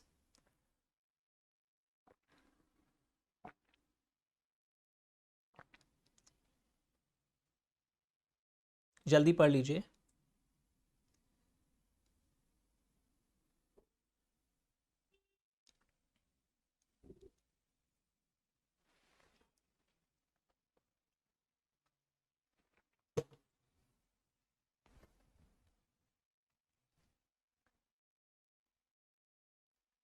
तो पीएफआई में एक लिस्ट आया हुआ है जिससे सिंपल डेफिनेशन लिखो, don't learn word to word, आपको नाम देख लेना है कि ये पीएफआई है, कॉपी कर लो। LIC, IDFCI full form book में लिखा हुआ है, these are PFI. UTI, general insurance companies, Roman 4 के अंदर आ रहा है। एंड सच अदर इंस्टीट्यूशंस, जो गवर्नमेंट आरबीआई के परामर्श से कई बार उसको करता रहता है कि और किस किस इंस्टीट्यूशन को कवर किया जाए। एंड यूजुअली नोटिफाई करने के पहले वो दोनों में से एक चीज देखना चाहती है, any of the two conditions, या तो वो किसी सेंट्रल या स्टेट एक्ट के अंदर बने हो वो इंस्टीट्यूशन, या वहां पर 51% और more of the paid up share capital government के पास हो, सीजी, एसजी और सम कॉम्बिनेशंस। तो ये जो डेफिनेशन है ओनली रीड वंस, मतलब you don't have to learn. बाकी में क्या होता है, केस स्टडीज आते हैं, इस पे केस स्टडी नहीं आता, ये कुछ नाम है जो आपको पता होना चाहिए। अगर पेपर में कभी आ जाए कि यूटीआई से लोन ले रखा है तो तुम्हारी घंटी बजेगी कि UTI is a public financial institution. से घंटी क्यों बजाना है, क्योंकि वहां लॉ में कुछ लिखा रहेगा कि अगर आपने पब्लिक फाइनेंशियल इंस्टीट्यूशन से लोन ले रखा है तो ये चीज का ध्यान देना चाहिए। तो please write down that these are the list of PFIs. जो लोग के पास नोट्स नहीं है तो सीजी और आरबीआई मिलके समय समय पर और भी लोगों को यहां पर और भी एंटिटीज को नोटिफाई कर सकते हैं अगर दोनों में से any one of the two conditions are satisfied. तो हम लोग पब्लिक फाइनेंशियल इंस्टीट्यूशन की डेफिनेशन को अभी देख रहे थे। अब हमें नेटवर्थ में जाना है एंड टर्नओवर पे जाना है। टर्नओवर बहुत सिंपल है layout. Turnover definition is very simple because वहां पे टर्नओवर का मतलब है जो टर्नओवर हम रिकॉग्नाइज करते हैं पीएल अकाउंट में, वो टर्नओवर की बात हम लोग कर रहे हैं। Turnover is a very simple word कि जो यानी अक्रूवल बेसिस पर जो भी टर्नओवर आता है that is the turnover we are talking about. लिख देना टर्नओवर का डेफिनेशन में, टर्नओवर जो भी अक्रूवल बेसिस पर revenue recognised in PL account को हम टर्नओवर बोलते हैं। Section 2 sub clause section 2 clause 91। So turnover शब्द का मतलब क्या है, जो टर्नओवर हम अक्रूवल बेसिस पर रिकॉग्नाइज करते हैं। Net worth, this definition is very useful. तो यहां पर आपको ये in big questions, in big practical questions या केस स्टडीज जो एमसीक्यू वाले में कई बार आपको कुछ एनालिटिकल चीज दे सकता है। तो डेफिनेशन भी पूछता नहीं है द डिफाइंड नेटवर्थ। हाँ, स्मॉल कंपनी, फॉरेन कंपनी, ये सब government company, sorry private public, ये आपको केस स्टडी के अंदर आ सकते हैं, पर नेटवर्थ, डिफाइंड नेटवर्थ नहीं पूछेगा। But you must know accounts में भी नेटवर्थ बोलते हैं, मुंह पे आता है sir, paid up share capital, reserve, surplus, यही बोलते हैं। तो आइए यहां पर नेटवर्थ शब्द के अंदर चार कौन सी चीजें ऐड हो रही है। पेड अप शेयर कैपिटल, जो भी रिजर्व्स प्रॉफिट से क्रिएटेड हो वो ऐड हो रहा है, जो भी रिजर्व्स प्रॉफिट से क्रिएटेड हो। ध्यान से देखो, जो लोग कैसे नहीं है लिख भी रहे होंगे। सिक्योरिटीज प्रीमियम का बैलेंस भी नेटवर्थ में होगा। पीएल क्रेडिट बैलेंस है तो ऐड होगा, पीएल डेबिट बैलेंस है तो लेस होगा। लेस और क्या क्या करना है, यहां से यहाँ पे क्लियरली लिखा हुआ है कि यहां से आप लेस करोगे इसका अक्यूमुलेटेड लॉसेस अगर कोई है तो वो आपको लेस करना है। उसके अलावा deferred expenditure and miscellaneous expenditure not written off, ये सब अकाउंट्स में आपने सीखा होगा। पर ये एडजस्टमेंट्स अगर आप देखोगे नहीं ना तो वहां एग्जाम में आप घबरा सकते हो नेटवर्थ के कैलकुलेशन को करते वक्त। तो डिड यू अंडरस्टैंड, नेटवर्थ शब्द के अंदर paid up share capital, reserves out of profit, securities premium, PL plus minus, less accumulated losses, deferred expenditure, miscellaneous expenditure not written off, ये याद रहेगा आपको। पर क्या इग्नोर कर देना, मैंने ऐसे इग्नोर, इसका मतलब क्या हो रहा है, वो इंफॉर्मेशन दिया रहेगा पेपर में, रिवैल्यूएशन रिजर्व, कई लोग उसको ऐड कर देते हैं, उसको इग्नोर कर दो। अगर ये लिखा हो reserves is 100, out of that revaluation is 20, reserves out of profit is 80, तो मैं आपको बोलूंगा सिर्फ 100 में से माइनस कर देना रिवैल्यूएशन रिजर्व। पर अगर अलग ही दिया हुआ है तो उसको इग्नोर कर दो with note that they are not considered. Write back of depreciation, तो ये क्या चीज होता है, जैसे वो आप अकाउंट्स टीचर पढ़ाएंगे, गाइडेंस नोट्स होता है कि जैसे जैसे रिवैल्यूएशन रिजर्व कम होता रहता है आपको डेप्रिसिएशन राइट बैक करना पड़ता है।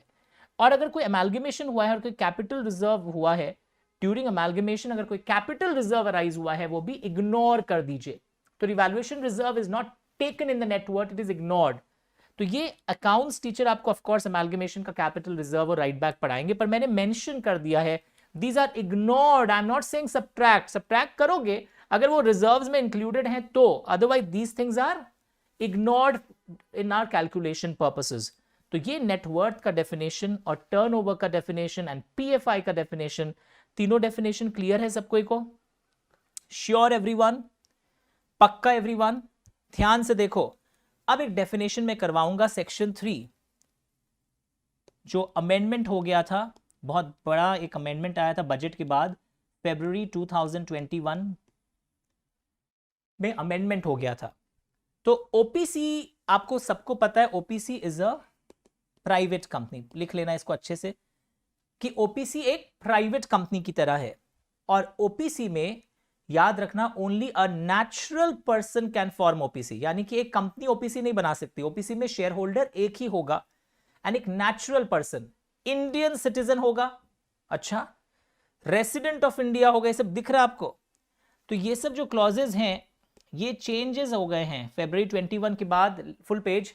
इवन आप रेसिडेंट नहीं हैं तो भी आप ओपीसी बना सकते हैं, याद रखिएगा। सर क्या बोला, इतना गजब बात।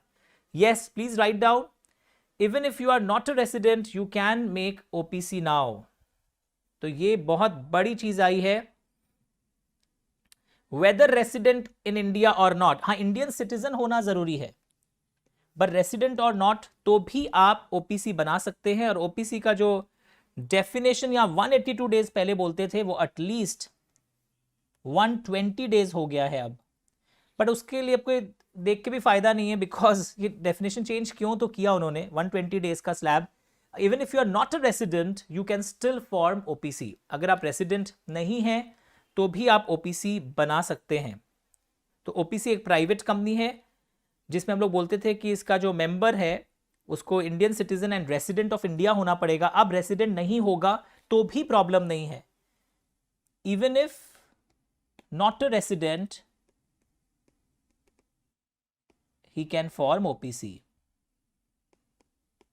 अगर वो रेसिडेंट नहीं है तो भी वो ओपीसी बना सकता है। रिमेंबर दिस, पक्का कि ओपीसी आप बना सकते हैं even if you are not a resident. This is a big change, लिखो अच्छे से प्लीज, ये बहुत बड़ा चेंज है जो नवंबर दिसंबर 2021-22 वाले बच्चों के लिए था। जो लोग जून 2021 में एग्जाम दे रहे थे उनके लिए नहीं था, बट 21 नवंबर दिसंबर ऑनवर्ड 22 23 अब जब भी आपकी एग्जाम है ये नया चीज आपको पढ़ के जाना है। और एक कॉन्सेप्ट होता था कि वॉलेंट्री कन्वर्जन ओपीसी नहीं करवा सकता है 2 साल तक इनकॉर्पोरेशन के लिए, वो भी हट गया कि आप ओपीसी बने हैं, आप अपने आप को कन्वर्ट करना चाहते हैं कोई दूसरे कंपनी में तो 2 साल बाद ही कर सकते हो, वो हट गया है। तो लिखना चाहिए प्रोहिबिशन, 1% कंपनी का कॉन्सेप्ट बाहर से कॉपी किया गया, मैं रीजन बताऊंगा इसका आपको। Prohibition for voluntary conversion, prohibition for voluntary conversion for first 2 years after incorporation has been removed now। Remove कर दिया गया है, ये जो प्रोहिबिशन है इसे रिमूव कर दिया गया है। अब आप 2 साल के बाद भी कन्वर्ट, पहले भी, सॉरी, 2 साल के पहले भी कन्वर्ट करा सकते हैं। This is a very interesting thing. Prohibition for voluntary conversion has been removed. और एक चीज कि अगर कोई ओपीसी की पेड अप कैपिटल 50 लाख या average annual turnover of 3 years 2 crore cross हो जाता था तो उसको कंपल्सरीली कन्वर्ट करना पड़ता था ओपीसी में, वो भी हट गया है। That is removal of the limits for compulsory conversion. OPC को अपना स्टेटस खोना पड़ता था, वो स्टेटस अब उसे नहीं खोना पड़ेगा। मैं वापस रिपीट करूंगा, एक बार लिख लो। अब ये सब लिमिट्स जो पहले होते थे वो सब फॉलो नहीं करने की दरकार है। यानी ओपीसी चैप्टर पढ़ाने के समय अब टाइम बहुत कम लगेगा क्योंकि सब हटा ही दिया ना, लेआउट वंस। तो मैं वापस रिपीट कर रहा हूं। तो ओपीसी में हु कैन इनकॉर्पोरेट ओपीसी जब हम ये पढ़ते हैं तो याद रखिएगा, a natural person who is an Indian citizen, second point, age of majority of course, ये एक पॉइंट और होता है, एज ऑफ मेजॉरिटी भी होना चाहिए। And even if he is not a resident, resident और non resident, NRIs can also form OPC. Basically हमें फॉरेन इन्वेस्टर से बहुत पैसा टानना है, इसलिए ये अमेंडमेंट आया, एनआरआईज के पास से पैसा टानना है, इसलिए ये amendment has been brought into picture. Okay, 2 साल तक ओपीसी अपना स्टेटस कन्वर्ट नहीं कर सकता था पहले इनकॉर्पोरेशन से, वो हट गया, अब 2 साल के पहले भी कन्वर्ट कर सकता है। सपोज किसी को ओपीसी बने हुए 5 साल हो गए तो उसमें एक नियम था 5 साल से तुम ओपीसी चल रहे हो, पर अगर उन 5 सालों में अगर तुम्हारा कभी paid up share capital 50 lakh cross कर जाए, नंबर 1, या तुम्हारा उन 5 सालों में हम देखेंगे पिछले 3 सालों का एवरेज टर्नओवर अगर आपका क्रॉस कर जाए 2 करोड़ तो आपको कंपल्सरी कन्वर्जन कराना पड़ता था। एक क्वेश्चन आता था एग्जाम में, वो क्वेश्चन हट गया कि removal of the limits for compulsory conversion.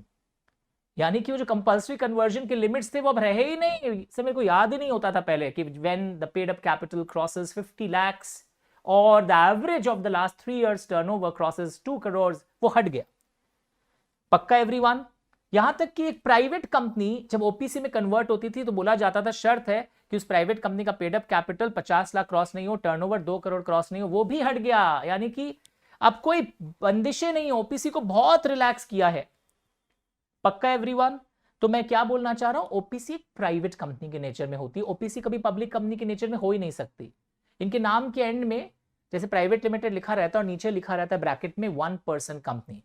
और एक चीज और लिख दो, एक चीज नोट कर देना अच्छे से, lot of relaxations to OPC. OPC को भी आप देखोगे फाइनल लेवल तक बहुत सारे रिलैक्सेशंस ओपीसी को भी मिलते हैं। और ऐसे भी प्राइवेट कंपनी के नेचर में तो automatically it gets lot of relaxations. Is it fine everyone? तो ओपीसी के बारे में आप जब मैं क्लास एक करवाऊंगा आपको तो उस क्लास में अब आप देखोगे बहुत सारा चेंजेस नजर आने लगेगा। कंपल्सरी कन्वर्जन का जो कॉन्सेप्ट हट गया। प्राइवेट कंपनी जब ओपीसी में कन्वर्ट होती थी तो भी शर्तें होती थी कि उसकी पेड अप कैपिटल क्रॉस ना हो, वो भी हट गई। Remember this, okay? February 2021 में स्मॉल कंपनी का डेफिनेशन भी चेंज हुआ था, हम लोग उसको अलग क्लिपिंग में करेंगे। Paid up capital 50 lakh small company का क्रॉस नहीं होना चाहिए। स्मॉल कंपनी एक प्राइवेट कंपनी है, सर ओपीसी भी प्राइवेट कंपनी है, यस। तो स्मॉल कंपनी और ओपीसी में, ओपीसी भी एक प्राइवेट कंपनी है और उसके भी paid up capital, small company का जो पेड अप कैपिटल है पहले बोलते थे 50 लाख क्रॉस नहीं होना चाहिए एंड टर्नओवर जो है उसका 2 करोड़ क्रॉस नहीं होना चाहिए, पर अब क्या हो गया है, पेड अप कैपिटल उसका 2 करोड़ क्रॉस नहीं होना चाहिए प्राइवेट कंपनी का, एंड टर्नओवर 20 करोड़ क्रॉस नहीं होना चाहिए। तो ये सब चेंजेस 2021 में आया था ताकि more companies can breathe easily, ease of doing business के लिए चेंजेस आया था। ये हम लोग करेंगे, स्मॉल कंपनी की क्लिपिंग अलग होती है। तो आप लिखा ओपीसी अमेंडमेंट्स, जहां आप शीट मेंटेन कर रहे हैं वहां आपने लिखा होगा ओपीसी का अमेंडमेंट हमने डिस्कस किया है। Did you right this OPC amendment? OPC amendment जरूर लिख लो क्योंकि उसमें लोग वरना पुराना पास्ट एग्जाम क्वेश्चन का आंसर्स पढ़ेंगे तो प्रॉब्लम हो जाएगा। तो जिनकी एग्जाम दिसंबर 21 में थी, नवंबर 21 में थी या 22 में, उनके लिए ये है। जो पहले वाले बच्चे होते थे मई जून 21 के लिए, उनको ये ओपीसी और स्मॉल कंपनी का अमेंडमेंट नहीं पढ़ाया जाता था। Now very famous definition, that is KMP का डेफिनेशन करने वाले हैं हम लोग अब after OPC. Government company, small company मैंने टच कर दिया अमेंडमेंट, उसको अलग क्लिपिंग आपको दूंगा। Now the next definition is of small KMP, key managerial personnel. ध्यान से देखो, सेक्शन 2 क्लॉज नंबर 51। मैं आपको एक टाइम देता हूं, एक बार आप इसको पढ़िए और अब प्लीज बुक में भी सेक्शन 2 क्लॉज 51 खोल लीजिए, full page once, let them read. पढ़ना शुरू करिए एक बार, प्लीज डू इट। एक एक क्लॉज पढ़ो एक बार, मैं आता हूं जल्दी।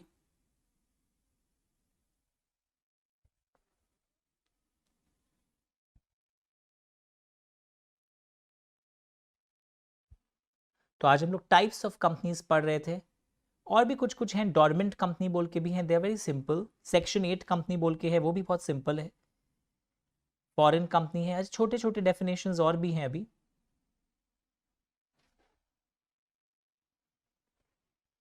चलिए, वेरी गुड। लेआउट, सो केएमपी की मैनेजरियल पर्सनल, इन पर बहुत जिम्मेदारियां होती हैं, बहुत सारी लाइबिलिटीज भी आ जाती है। तो की मैनेजरियल पर्सनल के अंदर कौन कौन आता है, ये लिस्ट आपको बहुत क्लियरली है। मैनेजिंग डायरेक्टर, मीनिंग समझाऊंगा, मैनेजर, इनके डेफिनेशंस अलग से समझाऊंगा आपको। कंपनी का जो सीएफओ होता है, जो मेन फाइनेंशियल ऑपरेशंस के लिए इंचार्ज होता है, CFO, chief executive officer, whole time director, company secretary, mind you it's not chartered accountant. मैं तो दोनों हूं, सीए भी हूं, सीएस भी हूं।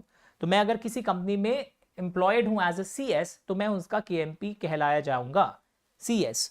ओके, तो सीएस भी केएमपी के लिस्ट में है, बट दुर्भाग्यवश अभी तक chartered accountants and cost accountants are not covered in the definition of KMP. Such other officer लिखा हुआ है, और भी दूसरे ऑफिसर्स जो होल टाइम डायरेक्टर्स से एक लेवल नीचे के हों, बस एक ही लेवल नीचे वाले जो हों। तो होल टाइम डायरेक्टर्स से, ट्राई टू अंडरस्टैंड, ये होल टाइम डायरेक्टर्स है, उससे एक लेवल नीचे वाले जो डायरेक्टर्स होते हैं वो भी होल टाइम डायरेक्टर से एक लेवल नीचे वाले जो हैं officers, one level below, only one level below the whole time directors, अगर उनको बोर्ड ने केएमपी के रूप में नियुक्त किया है तो वो भी केएमपी होंगे। क्योंकि ऊपर हम लोग क्या पढ़ रहे थे, सीईओ, सीएफओ, याद हो रहा है 3 सी से, CEO, CFO, CS, MD, whole time director and officers. ऐसे डायग्राम याद रखना, officers one level below the whole time director. अच्छा, हर officer one level below the whole time director KMP नहीं होता है। मेरी बात वापस सुनो, हर officer one level below the whole time director KMP नहीं है। यही तो बोला ना आपने, officer one level below the whole time director.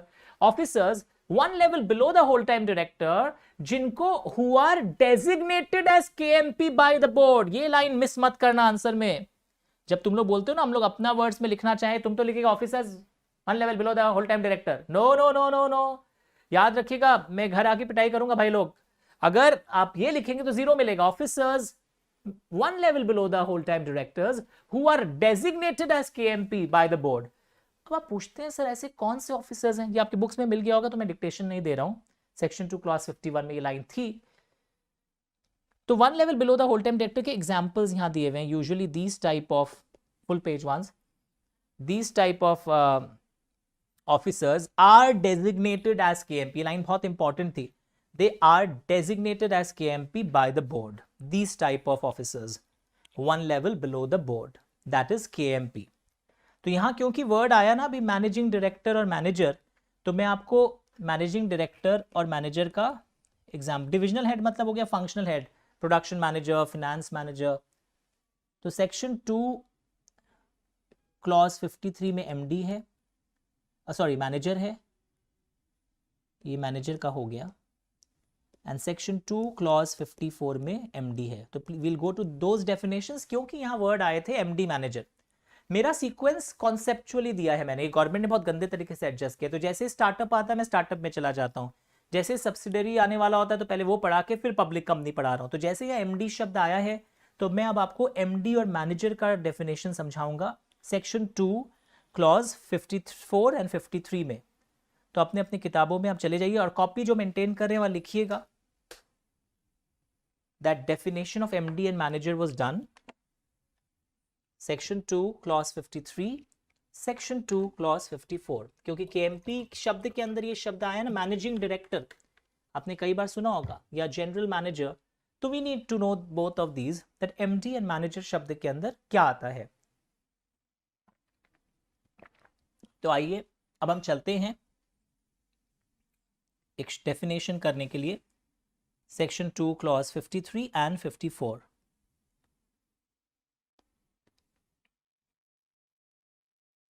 अच्छा, ये केएमपी का डेफिनेशन था। देखिए बुक्स में आपको इस टाइप के अंदर, बुक्स में यहाँ पे था one level below the directors कर देना, बिलो द बोर्ड लिखा हुआ था, बिलो द डायरेक्टर्स। एंड इसमें एक लाइन था not more than one level below the directors. और ये लाइन भी बहुत इंपॉर्टेंट है। कैसे डायरेक्टर्स? होल टाइम डायरेक्टर से एक लेवल नीचे वाले। एंड मोस्ट इंपॉर्टेंटली यहाँ पर एक चीज देखना है, वो designated as KMP by the board, यानी कि उनका बोर्ड के द्वारा केएमपी के रूप में वो अपॉइंट हुए हों। तो ये चीज, और one level below the directors कर लो बुक में, जिनकी बुक्स में बिलो द बोर्ड लिखा हुआ था। Is it fine? अब आइए, ये आपका वेट कर रहा है। दो बहुत फेमस डेफिनेशंस हैं, एमडी एंड मैनेजर। तो आइए इसको हम लोग एनालाइज करते हैं। ये मैनेजर जब मैं बोलता हूँ ये किसी डिपार्टमेंट के मैनेजर्स नहीं है, this is top level manager, manager of the company, not departmental managers. लिख लेना, this is top level manager, not department managers. क्या बोलेंगे? प्रोडक्शन मैनेजर या फिनेंस मैनेजर, ये उनकी बात नहीं हो रही है। आई am talking about the top level manager. ये सारे डेफिनेशंस आपको आज ही पढ़ने होंगे। Start reading everyone. Definition is managing director and manager. ये दोनों को आप रीड करिए, फिर हम लोग इंटरप्रेट करेंगे। पहले एमडी पढ़ते हैं। चलिए स्टार्ट रीडिंग, पढ़ना शुरू करिए। तो हम लोग टाइप्स ऑफ कंपनीज कर रहे थे, तो एमडी मैनेजर के बाद कुछ और भी हम लोग कर लेंगे। That will help us to complete the entire agenda. Associate and investor company भी हम लोगों को करना है। तो ऑलमोस्ट सारा एजेंडा हमारा एक बार का ओवर भी हो जाएगा। So start reading everyone. पढ़ना शुरू करिए।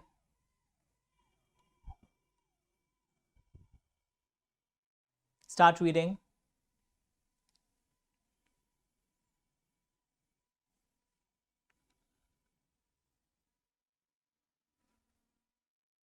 पढ़िए please.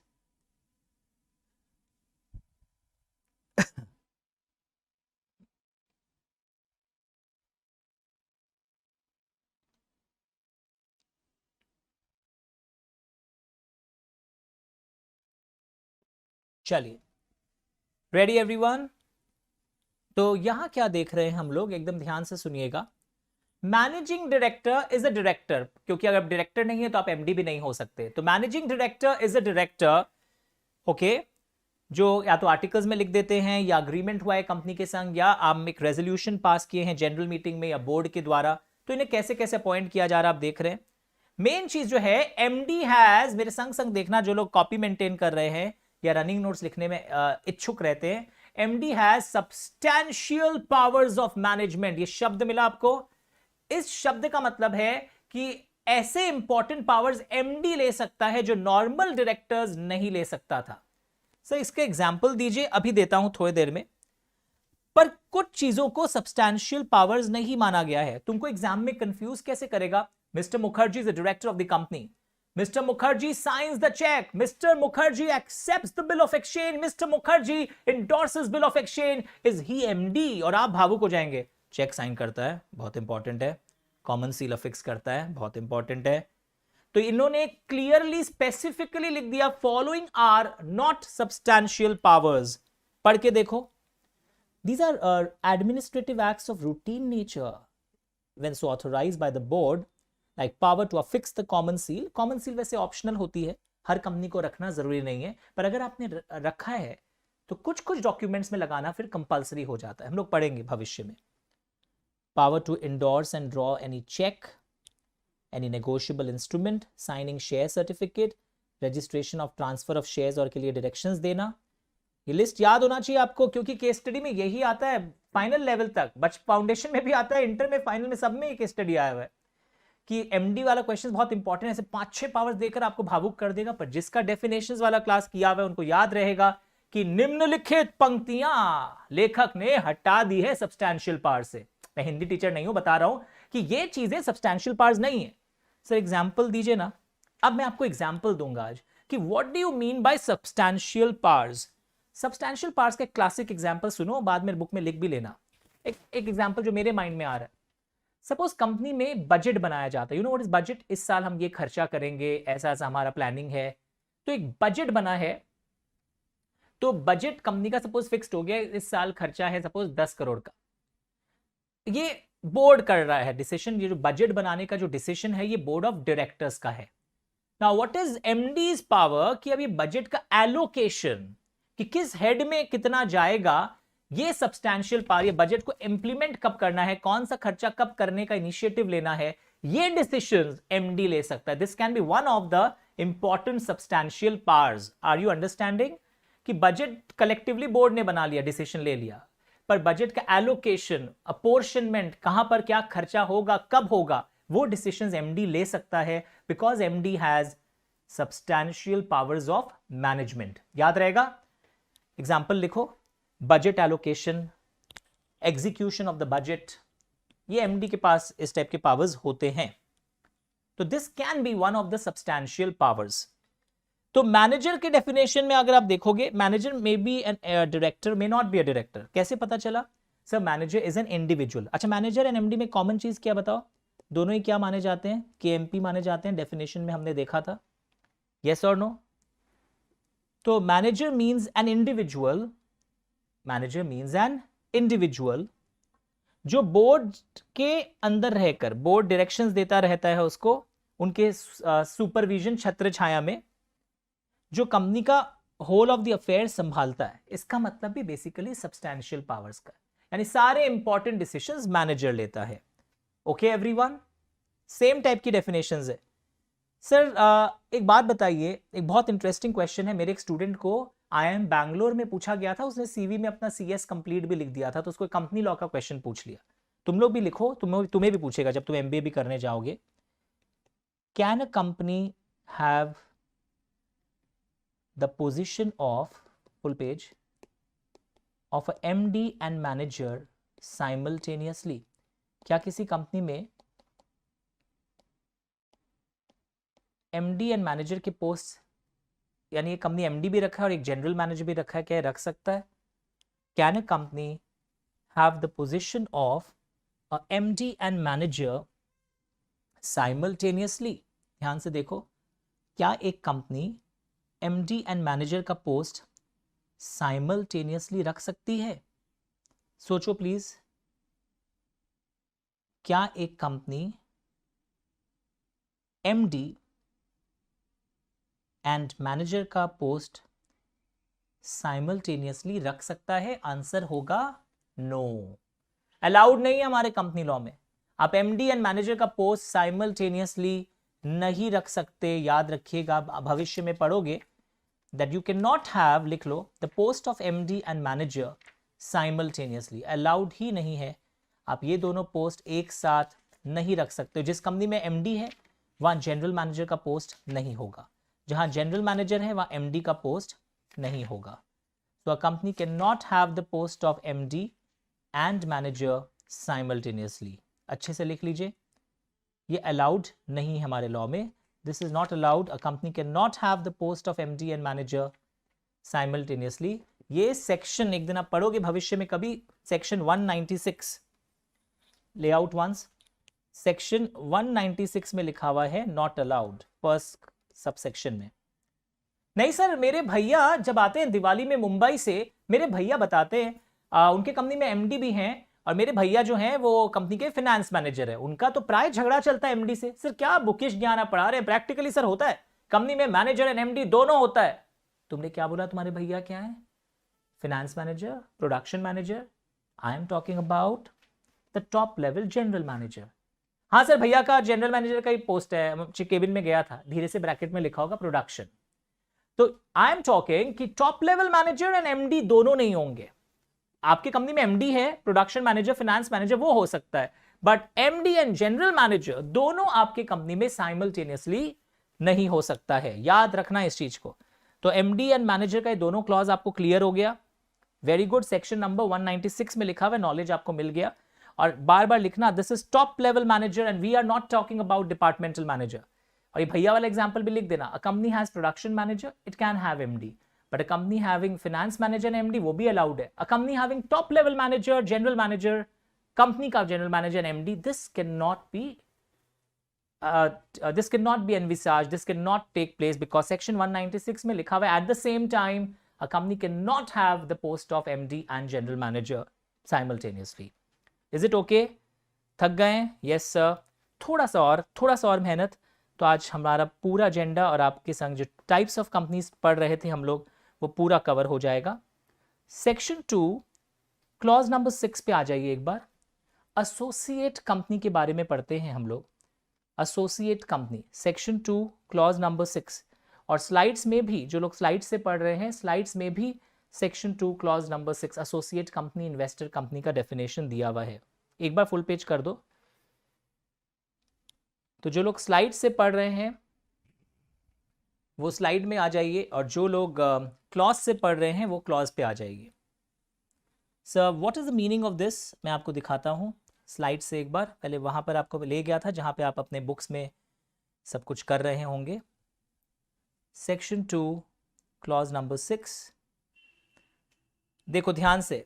Sir what do you mean by an investor company? Layout once. Investor company एक ऐसी कंपनी है, मेरी बात ध्यान से सुनना, investor company has a significant influence. आपके बुक्स में भी मिल रहा होगा जो लोग को मैंने बुक खुलवाया है, where one company has significant, इस बार वर्ड यूज करोगे, जो लोग वर्ड्स जो आपको एग्जाम में यूज करना है वो है सिग्निफिकेंट इन्फ्लुएंस। मेरी बात ध्यान से सुनो, investor company has a significant influence over another company.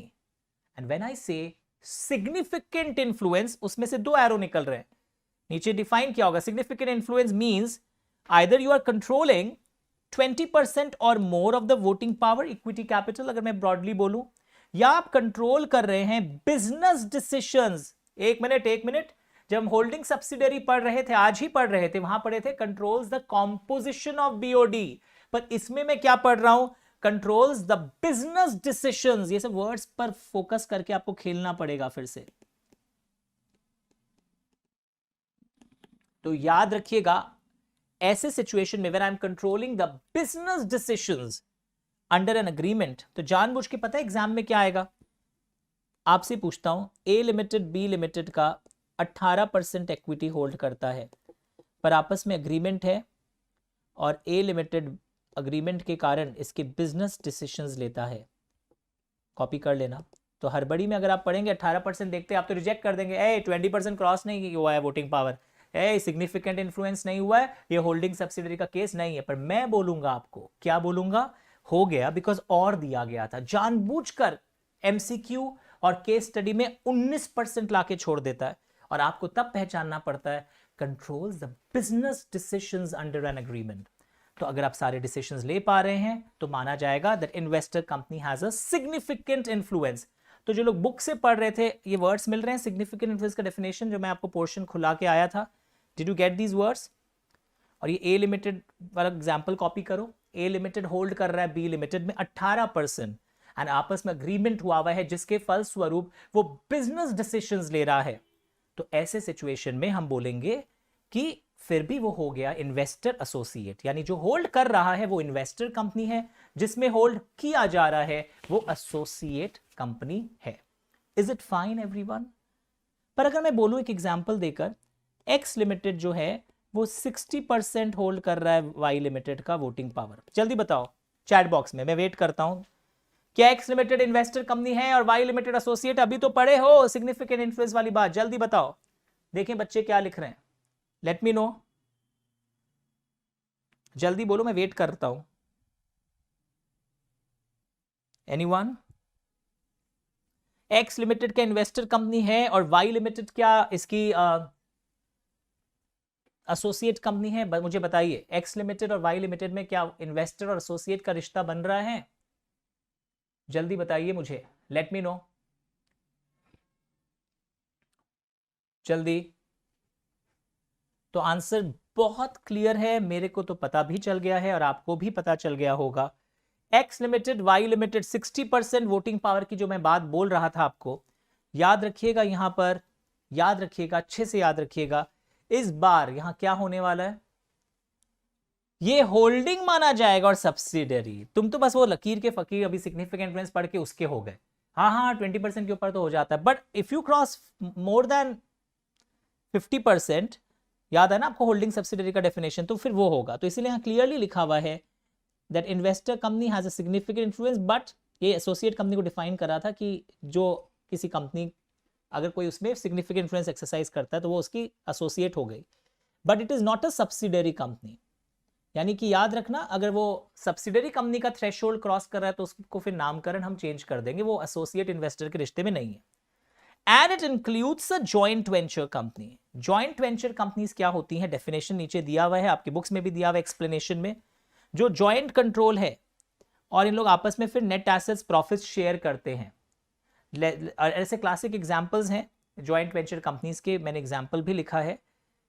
और आप अकाउंट्स टीचर आपको इन्वेस्टर एसोसिएट जेवी ये सब पढ़ाएंगे, वहां अकाउंटिंग स्टैंडर्ड और इंड एस होते हैं, पर वहां डेफिनेशंस थोड़े से अलग होते हैं। तो ये सब एग्जांपल्स हैं जेवी में, जहां ये दो कंपनीज मिलकर एक जेवी कंपनी बनाया है जिसमें ऐसी ऐसी होल्डिंग है। ये सब फिगर्स चेंज होते रहते हैं पीरियोडिकली, को अगर अपना होल्डिंग डाइल्यूट कर दे, but these are two classic examples of JV company के दो अच्छे एग्जांपल्स यहां पर हैं जो स्लाइड में आप घर में वापस पढ़ सकते हैं। But tell me, did you understand associate and investor company? Investor company क्या हो गया, जो significant influence exercise कर रहा है।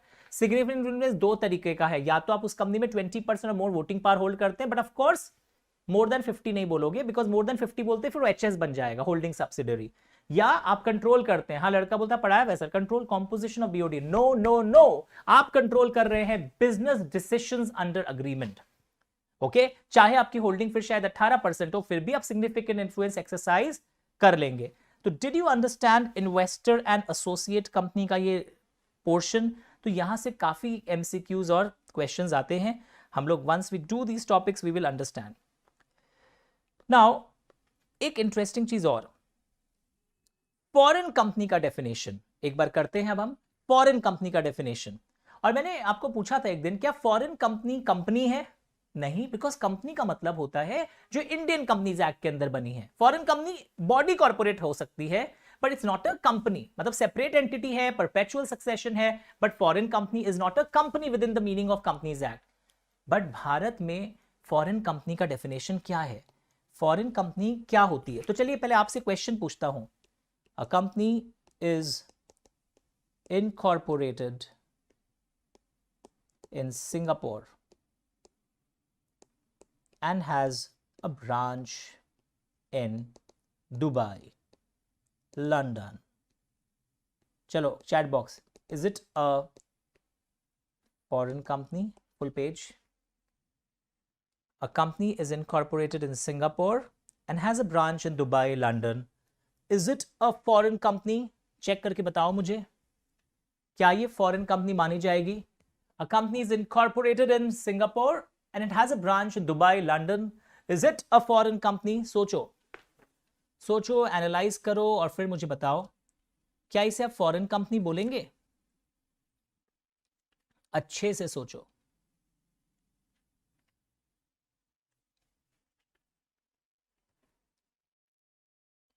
तो आपने क्या देखा यहां पर? कंपनी सिंगापुर में बनी है, ब्रांच दुबई, लंदन में। Is it a foreign company according to companies act layout? ये बहुत फेमस क्वेश्चन है, 2-3 बार एग्जाम्स में आया हुआ है। तो हिंदी में सुनो, अगर मैं भी स्टूडेंट होता आपकी तरह, जब मैं छोटा था आज से 21 साल पहले, मैं भी अगर हड़बड़ी में पढ़ता सिंगापुर इंडिया के बाहर है, दुबई, लंदन जाऊंगा मैं भी एक दिन, क्या ये फॉरेन कंपनी? आप ऑफ कोर्स यस लिखेंगे सारे फॉरेन कंट्रीज का नाम सुनकर। पर आज पता चलेगा फॉरेन कंपनी कहलाने के लिए पहला कंडीशन है incorporated outside India, that is condition 1। पर कंडीशन 2 भी तो देखोगे ना आप। कंडीशन 2 क्या है?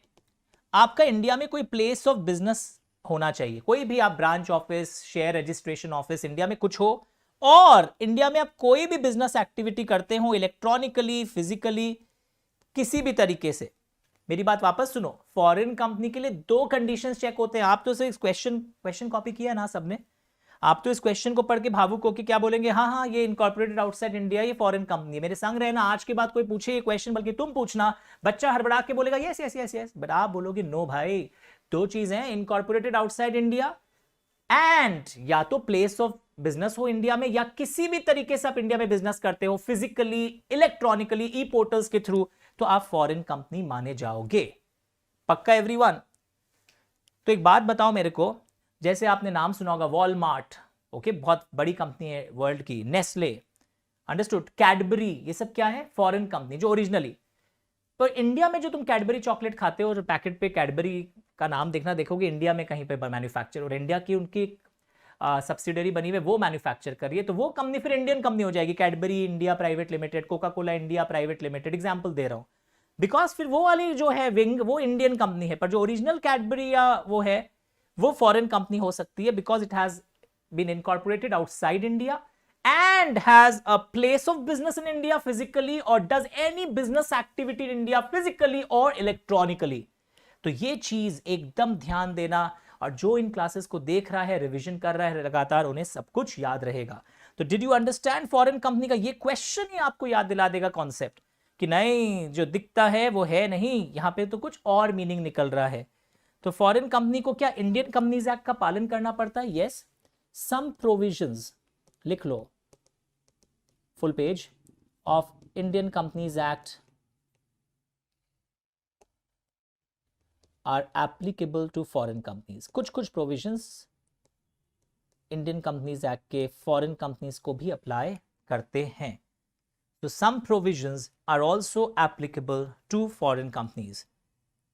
तो इसलिए चाहे वो कंपनी नहीं है, पर हम मुक्ति कैसे दे दें? हमारी धरती पर पैसा कमा रहे हो, how can we give you the relaxation?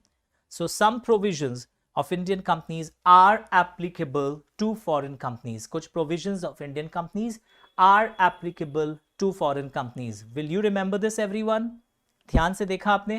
तो foreign company का definition भी clear हो गया है, जो आपके बुक में था उसमें प्लीज आपने अंडरलाइन किया होगा। अगर मैं बुक को दिखाऊं तो इनकॉर्पोरेटेड आउटसाइड इंडिया भी, और any type of business activity. I hope you are writing it also, सिर्फ आलस में देख तो नहीं रहे? पक्का? चलिए last topic for the day, this is, सारे डेफिनेशंस हो गए ऑलमोस्ट। कुछ डेफिनेशंस बहुत सिंपल होते हैं, फिनेंशियल स्टेटमेंट बोलकर कुछ डेफिनेशन होगा, सेक्शन 2 क्लॉज 40 बुक में भी एक बार खोल लेना। ये रीडिंग है, बहुत सिंपल है, ये आपके अकाउंट्स टीचर्स भी आपको पढ़ाएंगे। ये सारे पीएल, बैलेंस शीट, ये notes to financial statement, notes to FST, ये सब भी क्या है, फाइनेंशियल स्टेटमेंट के पार्ट हैं। बट कैश फ्लो स्टेटमेंट कुछ कुछ केस में अगर आप अटैच नहीं करें तो भी कोई प्रॉब्लम नहीं है। ओपीसीज, मैंने बोला बहुत रिलैक्सेशन है, small company, private company, startups, हर प्राइवेट कंपनी को एग्जेम्पशन नहीं है, private company, startups and dormant company जो लास्ट 2 सालों से इनएक्टिव है, कोई टाइप का बिजनेस एक्टिविटी या ट्रांजैक्शन नहीं हो रहा है, देखेंगे अभी। तो फाइनेंशियल स्टेटमेंट का डेफिनेशन एक स्लाइड में आया था, आप प्लीज बुक में भी लिख दीजिएगा, सिंपल। और ये क्वेश्चन आता है विच companies may not include cash flow statement MCQ और में, तो ये याद रखिएगा। ओपीसी सबको पता चल गया आज। स्मॉल कंपनी मैंने बता ही दिया था, चाहे जल्दी बताया था, अलग से तो करवाऊंगा। एक प्राइवेट कंपनी है ओपीसी भी, स्मॉल कंपनी भी। स्मॉल कंपनी की paid up capital 2 crore cross नहीं करती है, फिगर्स चेंज होता रहता है समय समय से, एंड टर्नओवर उनका 20 करोड़ क्रॉस ना करे, पक्का। लास्ट टॉपिक इज, हाँ कुछ छोटे छोटे डेफिनेशंस बच जाएंगे, वो बहुत सिंपल है, जैसे जैसे चैप्टर्स आएगा हम लोग कर लेंगे। नाउ सेक्शन 8 कंपनी में आ जाइए। What is a section 8 company? Very popular concept. और सेक्शन 8 कंपनी जो है, आप देखोगे लॉट ऑफ रिलैक्सेशंस होते हैं सेक्शन 8 कंपनी को भी। पब्लिक कंपनी को छोड़कर सबको ही रिलैक्सेशन है।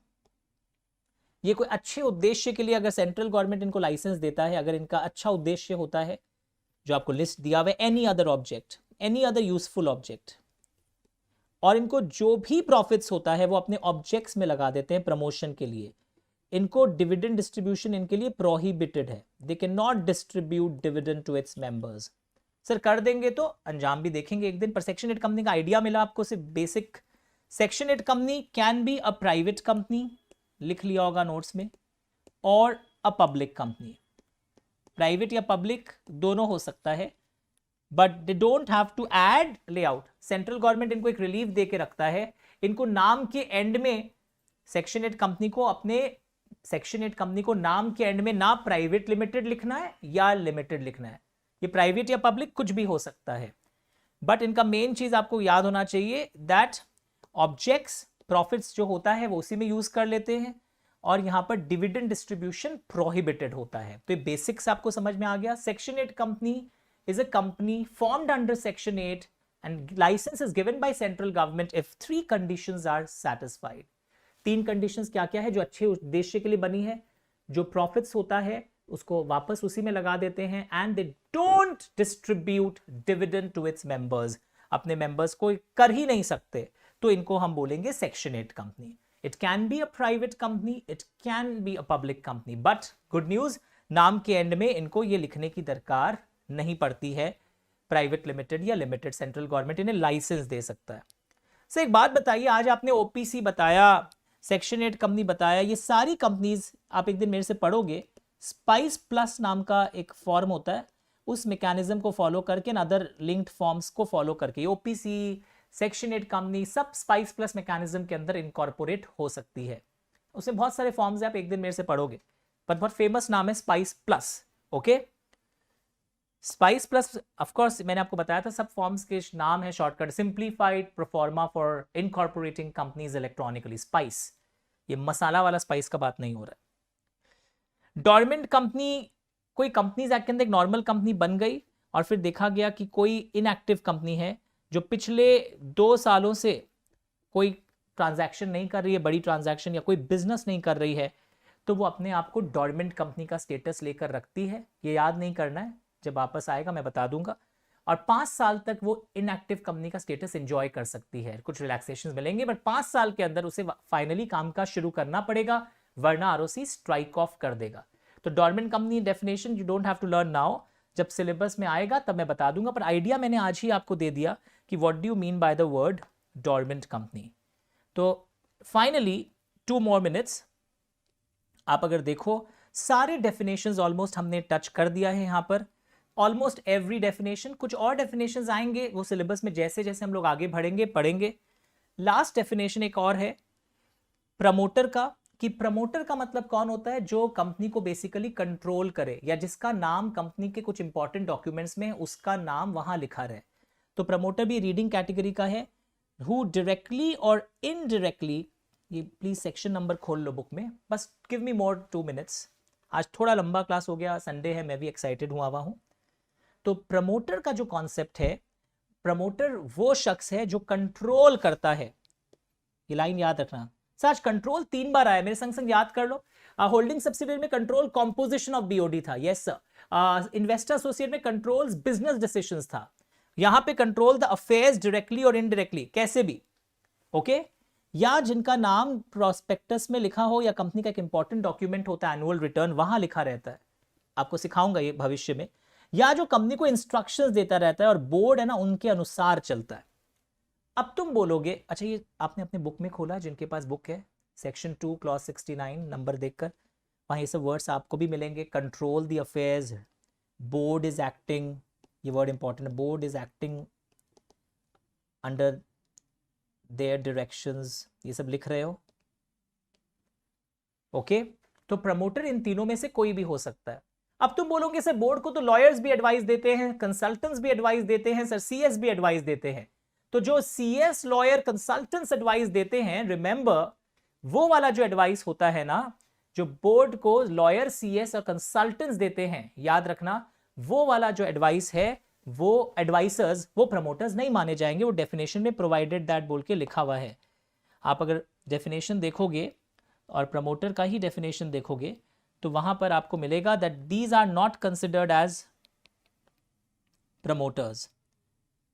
Nothing will apply to person acting in a professional capacity, कि जो प्रोफेशनल कैपेसिटी में काम कर रहे होते हैं, रिमेंबर, तो जो भी प्रोफेशनल कैपेसिटी में काम कर रहे होते हैं वो यहां पर नहीं माने जाते हैं प्रमोटर। और इसको समझाने के लिए मैंने यहां पे एक क्वेश्चन दिया है जो आप होमवर्क में पढ़ोगे, नहीं समझ में आए तो मुझे जरूर पूछना, पर वहां पर देखोगे कि एक सीए है जो प्रोफेशनल एडवाइस देता है, वो प्रमोटर नहीं माना जाएगा, पक्का एवरीवन।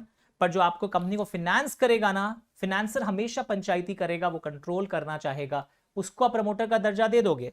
पर CS will not be considered as a promoter, CA will not be considered, because वो जो सिर्फ प्रोफेशनल एडवाइस देता है, क्योंकि तुम तो लकीर के फकीर हो गए ना पॉइंट सी में, जिनके एडवाइस से बोर्ड काम करता हो, ये लाइन मिला आपको, पर वो प्रमोटर वहां नहीं माने जाएंगे। Is it okay?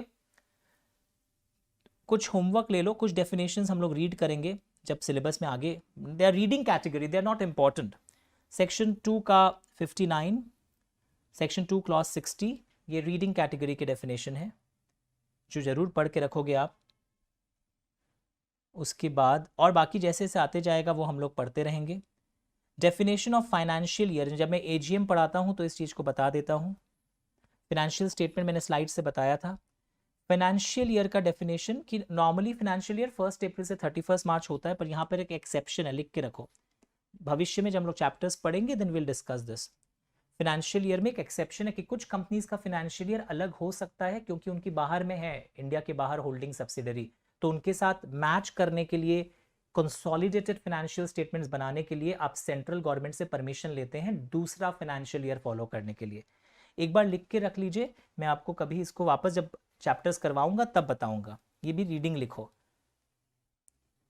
ट्राइब्यूनल को काट करके रीजनल डायरेक्टर लिखना है यहाँ पर। रीजनल, किसी के बुक में अगर ट्राइब्यूनल लिखा हुआ है, रीजनल डायरेक्टर, ये सब बेसिक्स मैंने आपको बताया भी था। I will wait, please write down. Financial year हम लोग फिर से पढ़ लेंगे। फॉरेन कंपनी हो चुका है, पक्का everyone? Sure? So I am feeling so happy. ये सब भी हम लोग रीडिंग में लिखो। डिबेंचर्स, डिपॉजिट्स, रीडिंग मतलब जब चैप्टर्स में आएगा तो करना है आपको, उसके लिए टेंशन में आने की दरकार बिल्कुल भी नहीं है। ये company limited by guarantee, company limited by shares, यहाँ पे मेमोरेंडम में लिखा रहता है कि वाइंडिंग अप में हम इतना कंट्रीब्यूट करेंगे, लिमिटेड बाय शेयर्स। तो फाइनली, अब फाइनली क्लास खत्म कर दूंगा, कर रहा हूँ 1 मिनट समिंग अप करके, ताकि आपका एफर्ट कम हो जाए। सर इतना पढ़ाएं आज तो एफर्ट ही एफर्ट लग रहा है। नो नो नो, ये सारी पहले की बातें हैं। स्मॉल कंपनी मैंने आपको बता भी दिया था बातों बातों में, और स्लाइड में भी आप देखोगे तो आप समझ जाओगे, और अलग से आपको एक लिंक भी भेज दूंगा। पहले फिगर 50 लाख था, अब 2 करोड़ है। पहले फिगर 2 करोड़ था टर्नओवर का, 20 करोड़ है। और ये सब चीज़ें चाहे ऊपर सेटिस्फाई हो भी जाएं, पर अगर ये टाइप की कंपनीज होती हैं तो वो स्मॉल कंपनी नहीं मानी जाती है। इस पर मैं आपको एक लिंक जब बना के भेज रहा हूँ अलग से, आज ही भेज दूंगा, तो उसमें कई क्वेश्चंस भी मैंने करवाया है आपको कॉन्सेप्ट को और तगड़ा करने के लिए। These things have been done, जो अब मैं स्लाइड्स को जल्दी जल्दी यहाँ घुमा रहा था। And finally last but not the least, अब देखो ये है आज के क्लास का सारांश। Did I complete with you OPC? Yes, concepts दे दिया मैंने। Public, private, holding, associate, listed, unlisted, government, small, dormant, section 8। Nidhi company का मतलब क्या होता है? इसमें जो मेंबर्स होते हैं उन लोग basically they want to promote savings, कि आपस में पूल करते हैं, पीरियोडिकली कंट्रीब्यूशन डालते हैं, फिर किसी को अगर पैसे की दरकार होती है तो उसी से लोन देते हैं। तो this is not to be done. Liability के बेसिस में limited by shares, the liability is limited to unpaid amount on the shares. अगर 10 रुपए की शेयर है, 7 रुपए आपने दे दिया तो आपकी 3 रुपए की लाइबिलिटी है। Limited by guarantee, memorandum of association में पहले से लिखा होता है वाइंडिंग अप के समय हम इतना देंगे। सर ऐसी कंपनियां होती है क्या बाजार में? हाँ होती है, क्यों नहीं होती है। हिंदुस्तान क्लब कलकत्ता में बहुत फेमस कंपनी है, Hindustan club company limited by guarantee के रूप में बना हुआ है, चेक करना उसके साइट पर जाके। अनलिमिटेड कंपनी, यहां liability of share holders unlimited है टूवर्ड्स द क्रेडिटर्स। एमवे, जो प्रोडक्ट आप सुबह आज लगाए होंगे, चमकाए होंगे, तो एमवे का जो कंपनी है वो इसी टाइप से बना हुआ है। तो ये आपने देखा, इन्वेस्टर एसोसिएट देखा। तो आप ये स्लाइड्स में एक काम करना, यहां लास्ट में जब सारा पढ़ाई खत्म हो जा रहा है, सारे टॉपिक्स हो जा रहे हैं, आप देखोगे मैंने एग्जाम्पल बना के आपके लिए दिया है एसोसिएट इन्वेस्टर के, रियल लाइफ रिलायंस के एग्जाम्पल्स। ये देखो, गारंटी कंपनी का एग्जाम्पल, अनलिमिटेड कंपनी का एग्जाम्पल, एंड मैंने यहां पर आपके लिए, ये स्लाइड्स वर्क क्यों नहीं कर रहा, रिलायंस का भी एक एग्जाम्पल यहां वर्क करके, अच्छा वो अलग था। एक स्लाइड होगा जिसमें रिलायंस के कौन कौन से इन्वेस्टर एसोसिएट्स हैं, या रिलायंस के भी एसोसिएट्स कौन है, होल्डिंग सब्सिडरी क्या है, वो स्लाइड भी आपके संग शेयर करूंगा। So this is all for today. बहुत पढ़ लिया आपने, और आज आपको पता चल गया है अमेंडमेंट्स क्या थे, फरवरी 2021 वाले जो अमेंडमेंट्स थे स्मॉल कंपनी और ओपीसी का। And you also got to know types of companies. ये चार्ट आज ही रिवाइज करोगे। गवर्नमेंट कंपनी में पुरानी डेफिनेशन के साथ नया डेफिनेशन का विंग भी है। और कोई क्वेरी अगर आपको हो तो आप मुझे ऑडियो व्हाट्सएप कर देना 9830259002। और जो लाइव टू होम वाली बैचेस हैं उनके टाइमिंग्स मैं आपको व्हाट्सएप करके आप मुझसे मंगवा लीजिएगा कि कौन से बैच की क्या टाइमिंग्स हैं। कल मोस्ट प्रॉबेबली हम लोग क्लास करेंगे, most probably will be meeting tomorrow. मैंने क्या टाइम बोला था आपको, कितने बजे बोला था? 6 बजे बोला था, पर व्हाई डिड आई से 6 o'clock? मैं तो शायद आफ्टरनून में लेता हूँ ना। अच्छा देख लूँगा, हो सकता है कल शाम को 6 बजे हम लोग क्लास लेंगे, तो will discuss and update you. Thank you so much. Sorry to आपका संडे थोड़ा सा खराब हुआ है, पर आप बाद में रियलाइज करोगे कि एक ही गो में हमने सारे टाइप्स ऑफ कंपनीज को आज कवर कर लिया with all important definitions, ancillary definitions like net worth, turnover, सब कुछ जो भी नजर आ रहा था। एंड कुछ और हम लोग करेंगे आने वाले दिनों में। अब आप पूछना चाहेंगे जो डेफिनेशंस आपने नहीं कराए अभी मत पढ़िएगा। सर क्या हम लोग सिलेक्टिव स्टडी कर रहे हैं? बिल्कुल भी नहीं। वो डेफिनेशन एक डिक्शनरी है, जैसे जैसे चैप्टर्स में आएगा और कर लेंगे, और कुछ बच जाए इग्नोर कर दीजिएगा, कोई टेंशन नहीं है। आपको जो मैं बोलूं वैसा करिएगा। Thank you so much. And the streaming please.